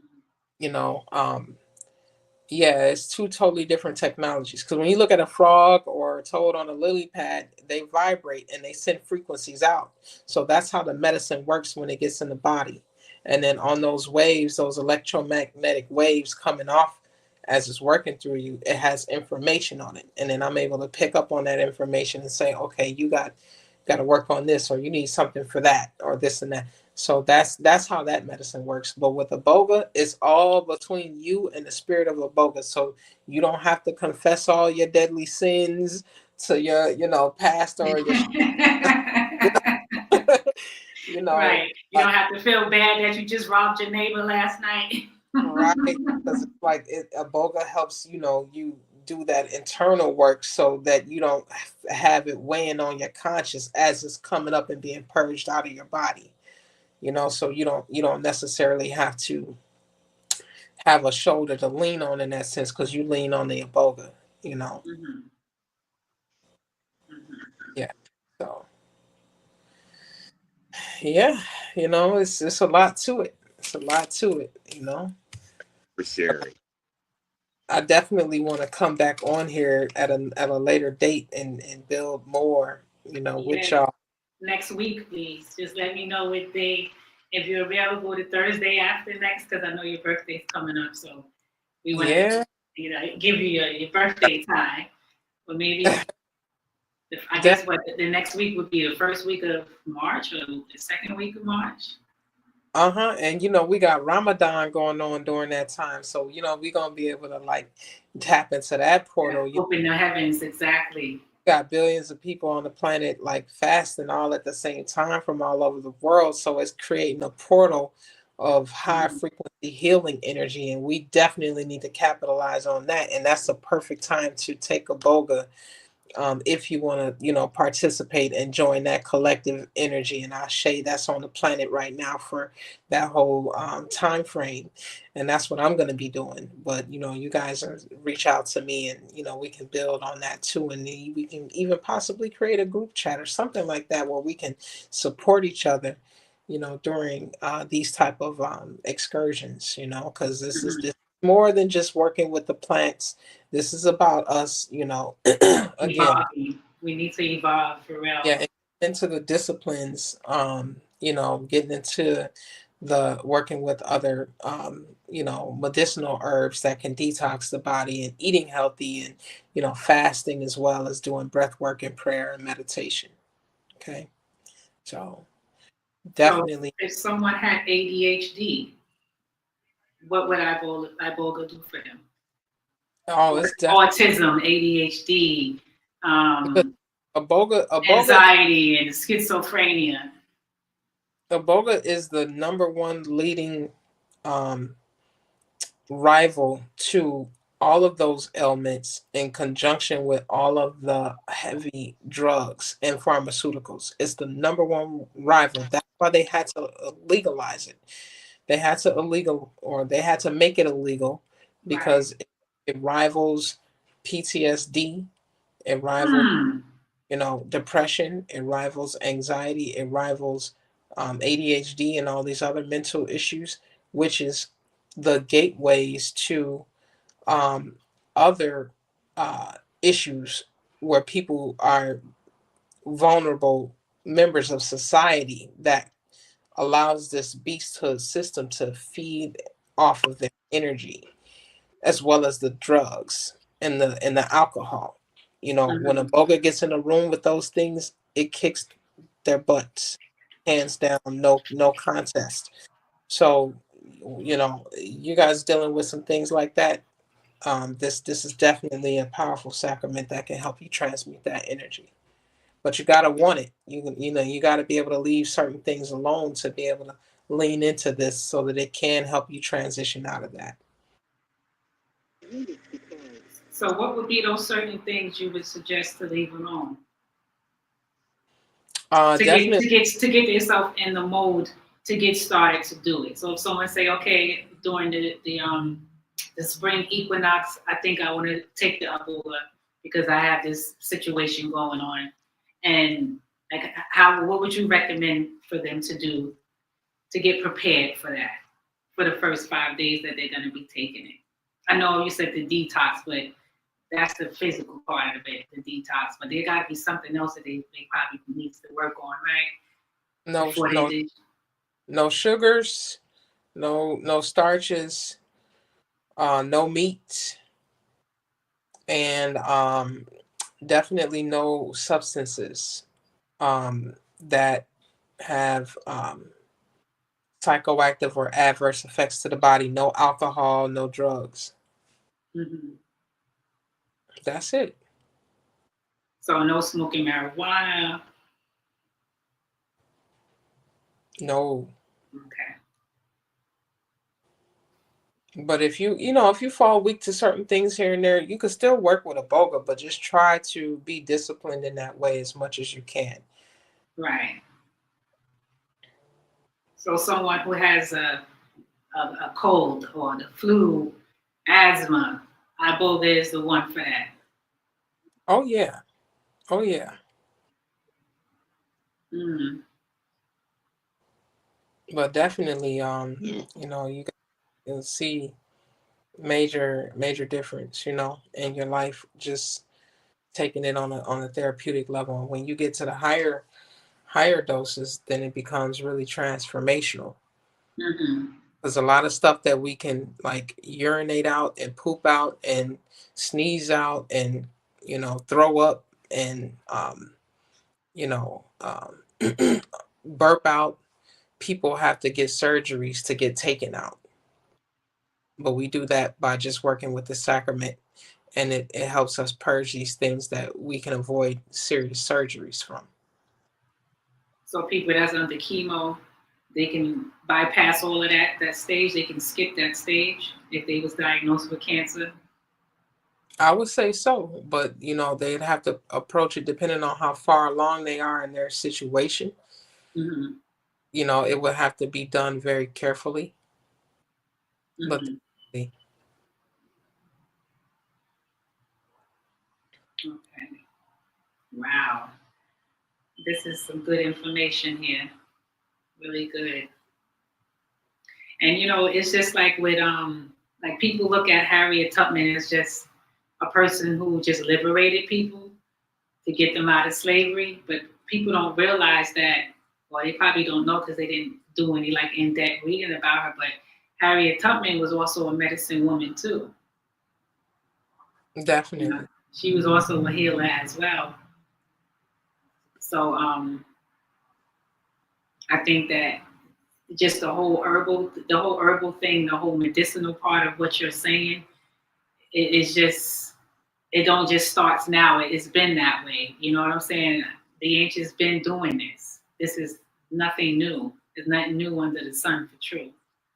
And Correct. we just steered away from it because we thought the doctor and the pharmaceuticals was the way. You understand what I'm saying? Definitely. Definitely. Absolutely. You know, but it's time for us to level up, and it's time for us to, really get into what the real deal is, working with these ancient systems and these technologies, these black matter technologies that they put in the Marvel movies and all that kind of stuff. But give us these little trinkets instead. We got to get to the real dark matter technology, and that's what I'm here to do, is travel and study and excavate these dark matter technologies and tap into these indigenous markets and bring that back to our folks so that we can preserve ourselves through our ancestral rites of passage. And it's interesting how you said that the marijuana and the iboga are sisters. Yeah. It's interesting how you connected that together, Yeah, they're friends. They're friends. Mm. Mm-hmm. Yep. So, but it is a root bark, and it is um, really, really good in a lot of different ways for even on a physical level. It kind of reminds you of kava, but kind of like higher quality, because it has like a cooling sensation to your respiratory system. Oh, okay. Yeah, how does it feel when it's going into the body? It just feels like after it activates, it just feels like a deep opening in your respiratory system that helps you breathe on a deeper level and be more present on a deeper level. Mm. Gopal, you have any questions? I know you've been on the panel for a while. I want you to think we don't see you here. Peace. Peace to the panel. I'm just listening, Okay. just learning. A little under the weather, so perfect conversation to listen and learn to. Okay. Just yeah. So I'm just definitely just listening and learning, trying to figure out. I never heard of this, never heard of those names, never heard of that. So this is new information. So I'm interested. I'm gonna be checking it out. Okay. Yeah, I put her email up on the screen, so those that's listening and ones that's in the chat, you can email her, and she's also on Facebook. Her name is Ariel Williams on Facebook. I don't know if you have another Facebook account that you mentioned earlier. Or that's I the same one. Instagram that is Angelic Alchemy LLC. It's up and new, like it's fairly new, and I'm working on acclimating my energy to that platform because I have somewhat of an energetic aversion to Instagram for some reason, but I'm working through that to try to communicate to the folks on that platform. But Right. Facebook is active platform that I'm actually on right at this. Okay. Right. And then she can email you her brochures and things like that. And if anyone wants to book a consultation, I think it'll be a great investment for your health and wellness. I mean, we can spend $75, $100 easy on weed or junk food or a movie, clothes that we don't need, whatever. You can find things to just spend money. Let's try to channel our spending on something that's going to help us in the long run. Yeah, that'll work. Let's network. Yeah, definitely. That's the whole reason why I brought her on the panel, so ones could kind of like step outside of I have to follow what this doctor told me, and now you don't. There's something more powerful than the pharmaceuticals that you can go and take, get yourself back to health again. Yeah. And then, like I said, I'll have her come on if, upon her availability, 2-3 times out of the month if possible. And we keep we have a podcast dedicated to the healing from the plantation mindset. You know what I'm saying? The healing from this bad diet that we've been introduced to throughout because of slavery. You know, because yeah, Harriet Tubman was on her liberation aspect, but she also was an herbalist too. So she realized, like, yeah, I have to be healthy in order to do this work that I'm doing. Right. Because, there was times when she was helping a family with children escape, and the baby kept crying, and it was in the nighttime, and they hear the dogs barking in the background.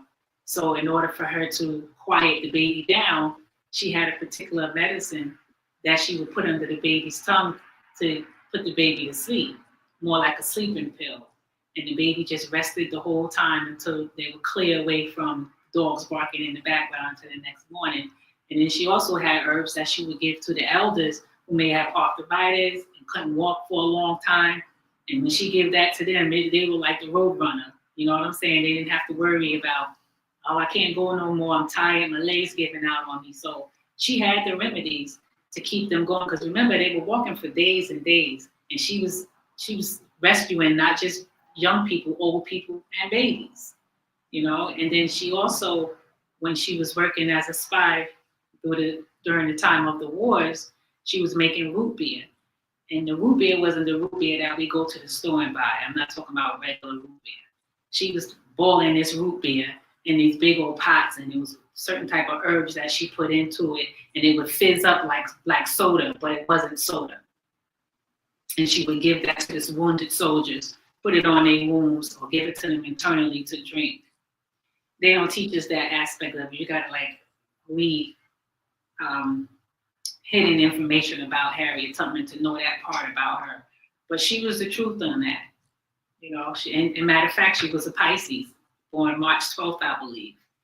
You know what I mean? So even she knew that I have to be healthy to do this work that I'm doing. I have to make sure the people that I'm helping escape are able to, to live through it, to live through freedom and not die by the time they can be free, because the whole purpose is to help them be free.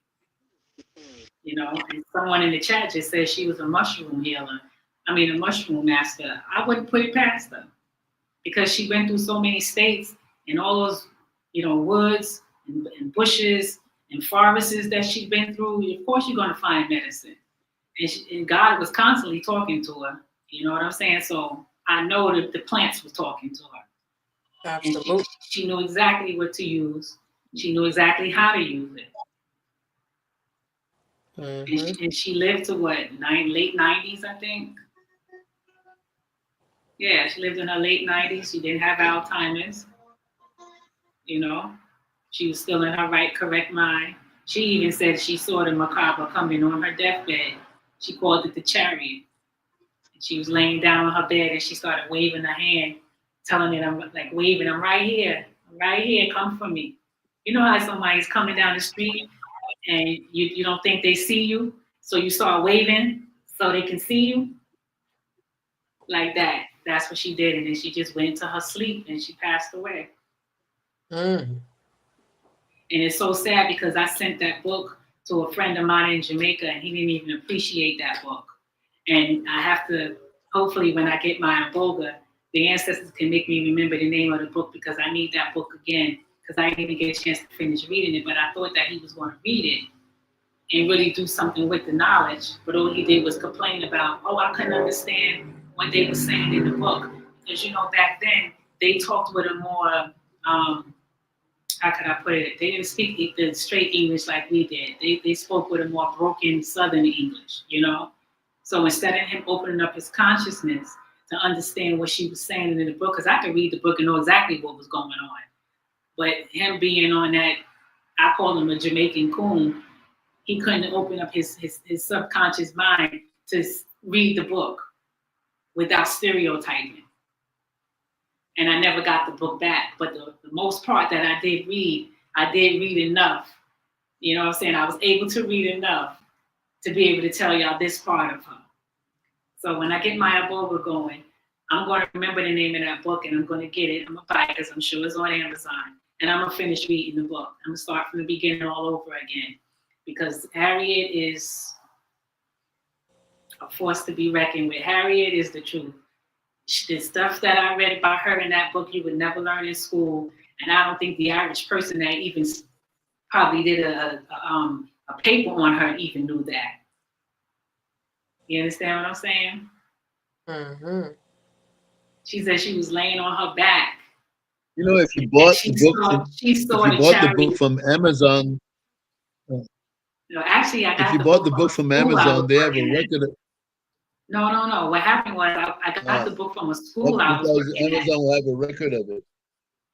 No, see, I this is see. what happened.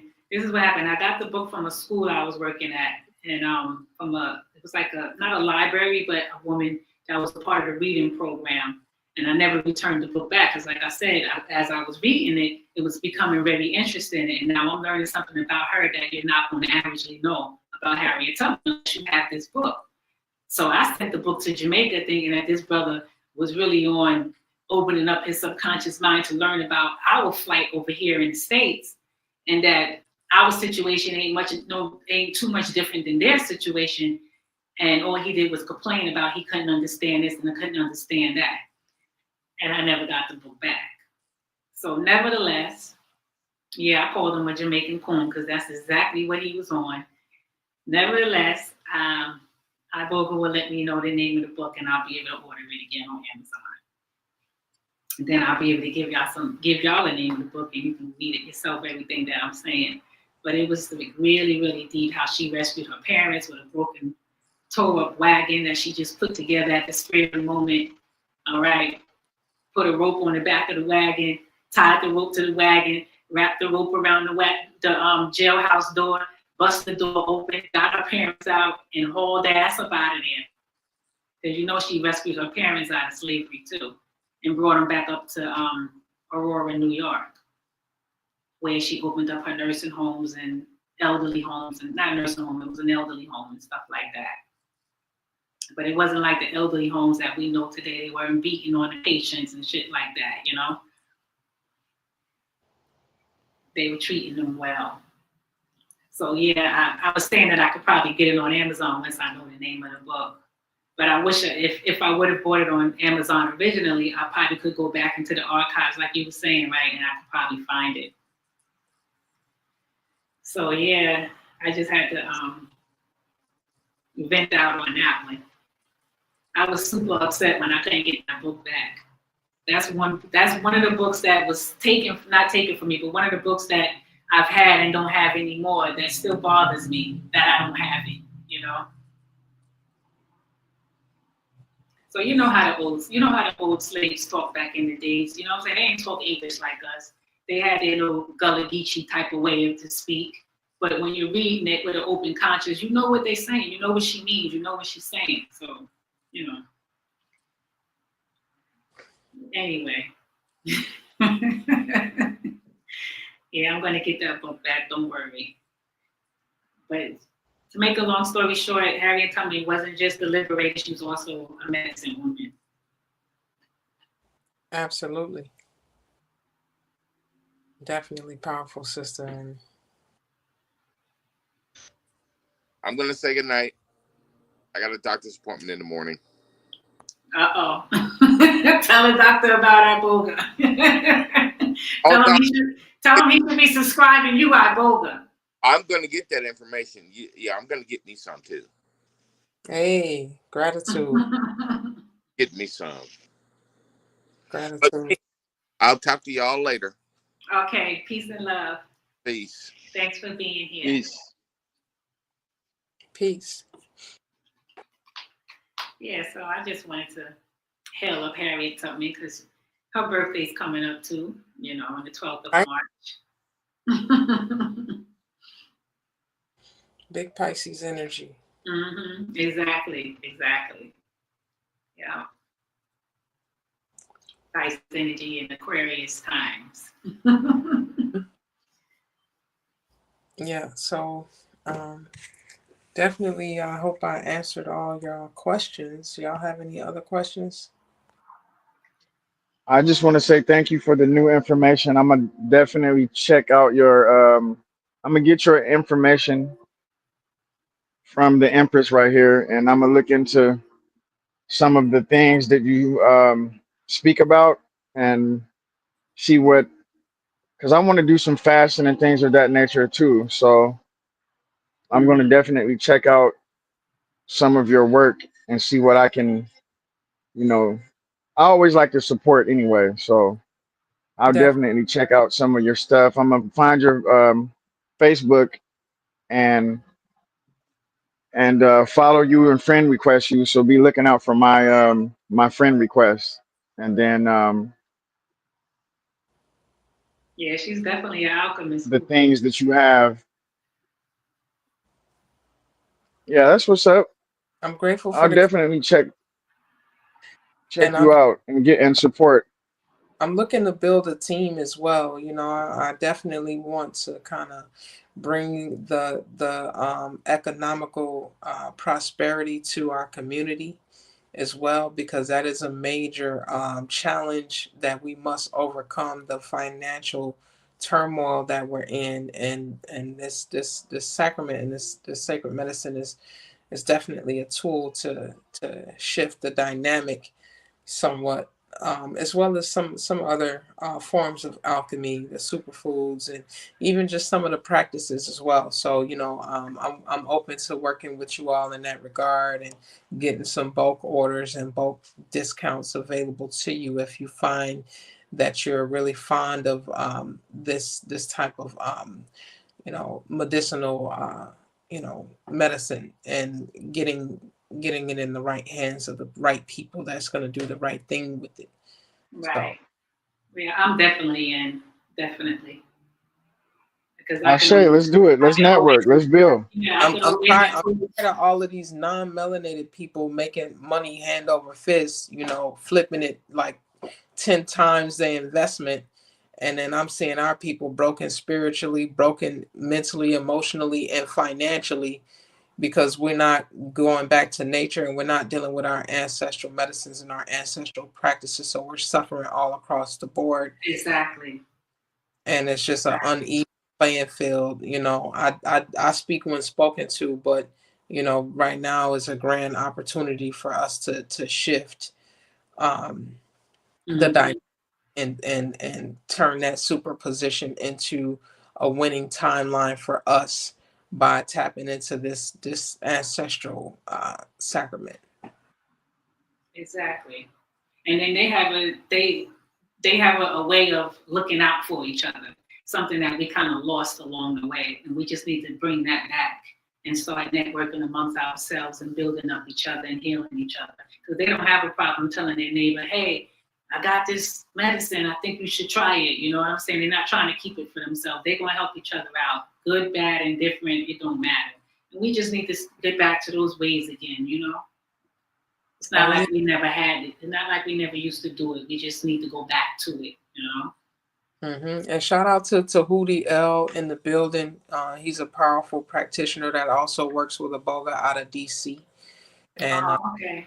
that's clan right there. That's my inner circle and tribe, and he does really awesome work. I was just actually up in DC a couple weeks ago, and we did a boga ceremony, and then we were about 10 deep, and it was really profound. And then in the morning, we normally get up and we'll have some soup and some fruit, and we'll you know do some integration work by discussing our experience and discussing how we feel and where we're at, and what the benefits were for us, and what is next for us in our journey. And I think that's important too, because the church is, we know that a lot of that stuff wasn't always fulfilling to us, but there were certain principles in that we find in the church that ring true, such as the principle of fellowship. Yes. So if we could fellowship on the indigenous level, on the ancestral level, that would be extremely powerful, Oh, because yeah. we still need community. And that's one thing the church did get right, is bringing us all together, because it's strength in numbers, but we need to do that on that higher vibration and higher frequency with the right tools of transformation. Mm-hmm. Mm-hmm. hmm I So, totally agree. that's what I'm here to see manifest, and I'm here to support everybody that needs the proper support and getting in alignment, because there's the intensity that's on the planet right now calls for us to go deeper, and it calls for us For real. For you real. know be anchored and grounded in some really high frequency energy, and our auric fields and our crown to our feet protected with light and love and ashe from the ancestral realm, so that we can weather through these storms. Hmm. Yeah, because that's what I was saying to Elder Renaldo. Do you think that this would be something that we could bring to Panama where he lives? I Oh, definitely think definitely. so. Well, Xavier established throughout Central and South America. He educated a lot of people throughout that region, and especially in Honduras and in Panama. But not what she's talking about. No, he spoke highly of Well, Boga. she's Oh, he did? Okay. Okay. He right. was a huge advocate Yes, for Boga and the mushroom. Yeah, I know about the mushrooms, but I didn't ever hear him speak when I told him. I guess Yeah, that's something I may have missed. I'll send you a link. Anybody that wants that information, inbox me on Facebook, and I'll send you a link with him discussing Aboga. But it's out there. Mm-hmm. He spoke very highly, and I actually posted a link to the video of him speaking highly of Aboga on my Facebook platform. Mm-hmm. Someone is asking, what part of Panama do you live in?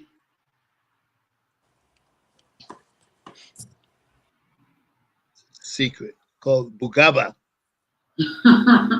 Bugaba. No, it is. It's a place in Panama called Bugaba. Okay.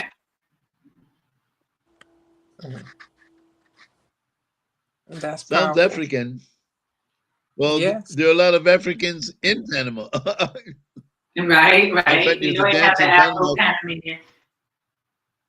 There's Oh, there's a dance in Panama called the Congo, and I had a friend that was once the lightweight champion of the Congo. Right. One day he brought over some music, um, traditional music from his country, and it sounded just like the music in Panama, the folkloric music of Panama. So, like you said, they can do all these things to us, but our culture and our spirits it follows. remain the same. Mm-hmm. It's it's in us. It cannot be taken away. No one they didn't take anything away. All they did was suppress it, but they cannot Yeah. take it away. Of it's in us. You can't take the music that we produce out of us. It's there, regardless of where we were dropped off. It's Mm-hmm. there. Brazil, I've been to Brazil, same thing. It's there. The Well, he said music he they has a dance house to in comes from Tocumen. Africa. I don't know if I'm pronouncing it right, but he said I Pardon me? have a house. He said he have a house in Tocumen. Am I pronouncing it right? Tocumen? Takumi. Takumi. Takumi, okay. Right. His favorite place is Panama, is the lake, It's out by the airport. Lake Bayano. Bayano, that's his favorite place. Yeah. Lake Bayano, Yeah. named after an Bayano, right? You know who African. Bayano is, right? Yeah, he said it's named after an Yeah, African yeah. who It's escaped an African enslavement who and was started his Mandinka. own maroon territory. Okay. Yeah, he formed the band with the Indians, the indigenous people of Panama, and they fought against the Spaniards for decades. Mm, They finally they signed a peace treaty with him and then betrayed him as usual. Well, what do you expect from Europeans? yeah. But I'm, they're okay. I'm sorry because I'm like running behind schedule. Oh, okay, yeah, we're gonna seal it up anyway. okay. Well, We'll oh save yeah, nice to meet you. the best for next time. Okay. Well, definitely give thanks, peace, love, and ashe to not only the ancestors but the Bwiti tribe that govern this medicine, and thanks to Najist, and thanks to Elder Ronaldo, and thanks to this other fella here. I forgot your name, but thank you to all who have come to the show to listen and tune in and can participate. Thank you to the, sacred feminines and the divine masculines and the ancestors that have come before us on a corporeal and galactic level. And I pray that we stay strong, that we stay in peace, and we stay in love, and we stay in the highest frequencies, that we are able to permeate and radiate into the world, and that this healing anchors itself in, and this love and light anchors itself in deeper into not only our interpersonal lives, but our external worlds, and radiates for all timelines that we exist in. May my words be heard, sanctioned, and paid forward. Ashe. Ashe. Appreciate you coming through. Ashe. Bye. Until next time, Peace. love and gratitude. Yeah. Peace. Dua. Peace, everyone.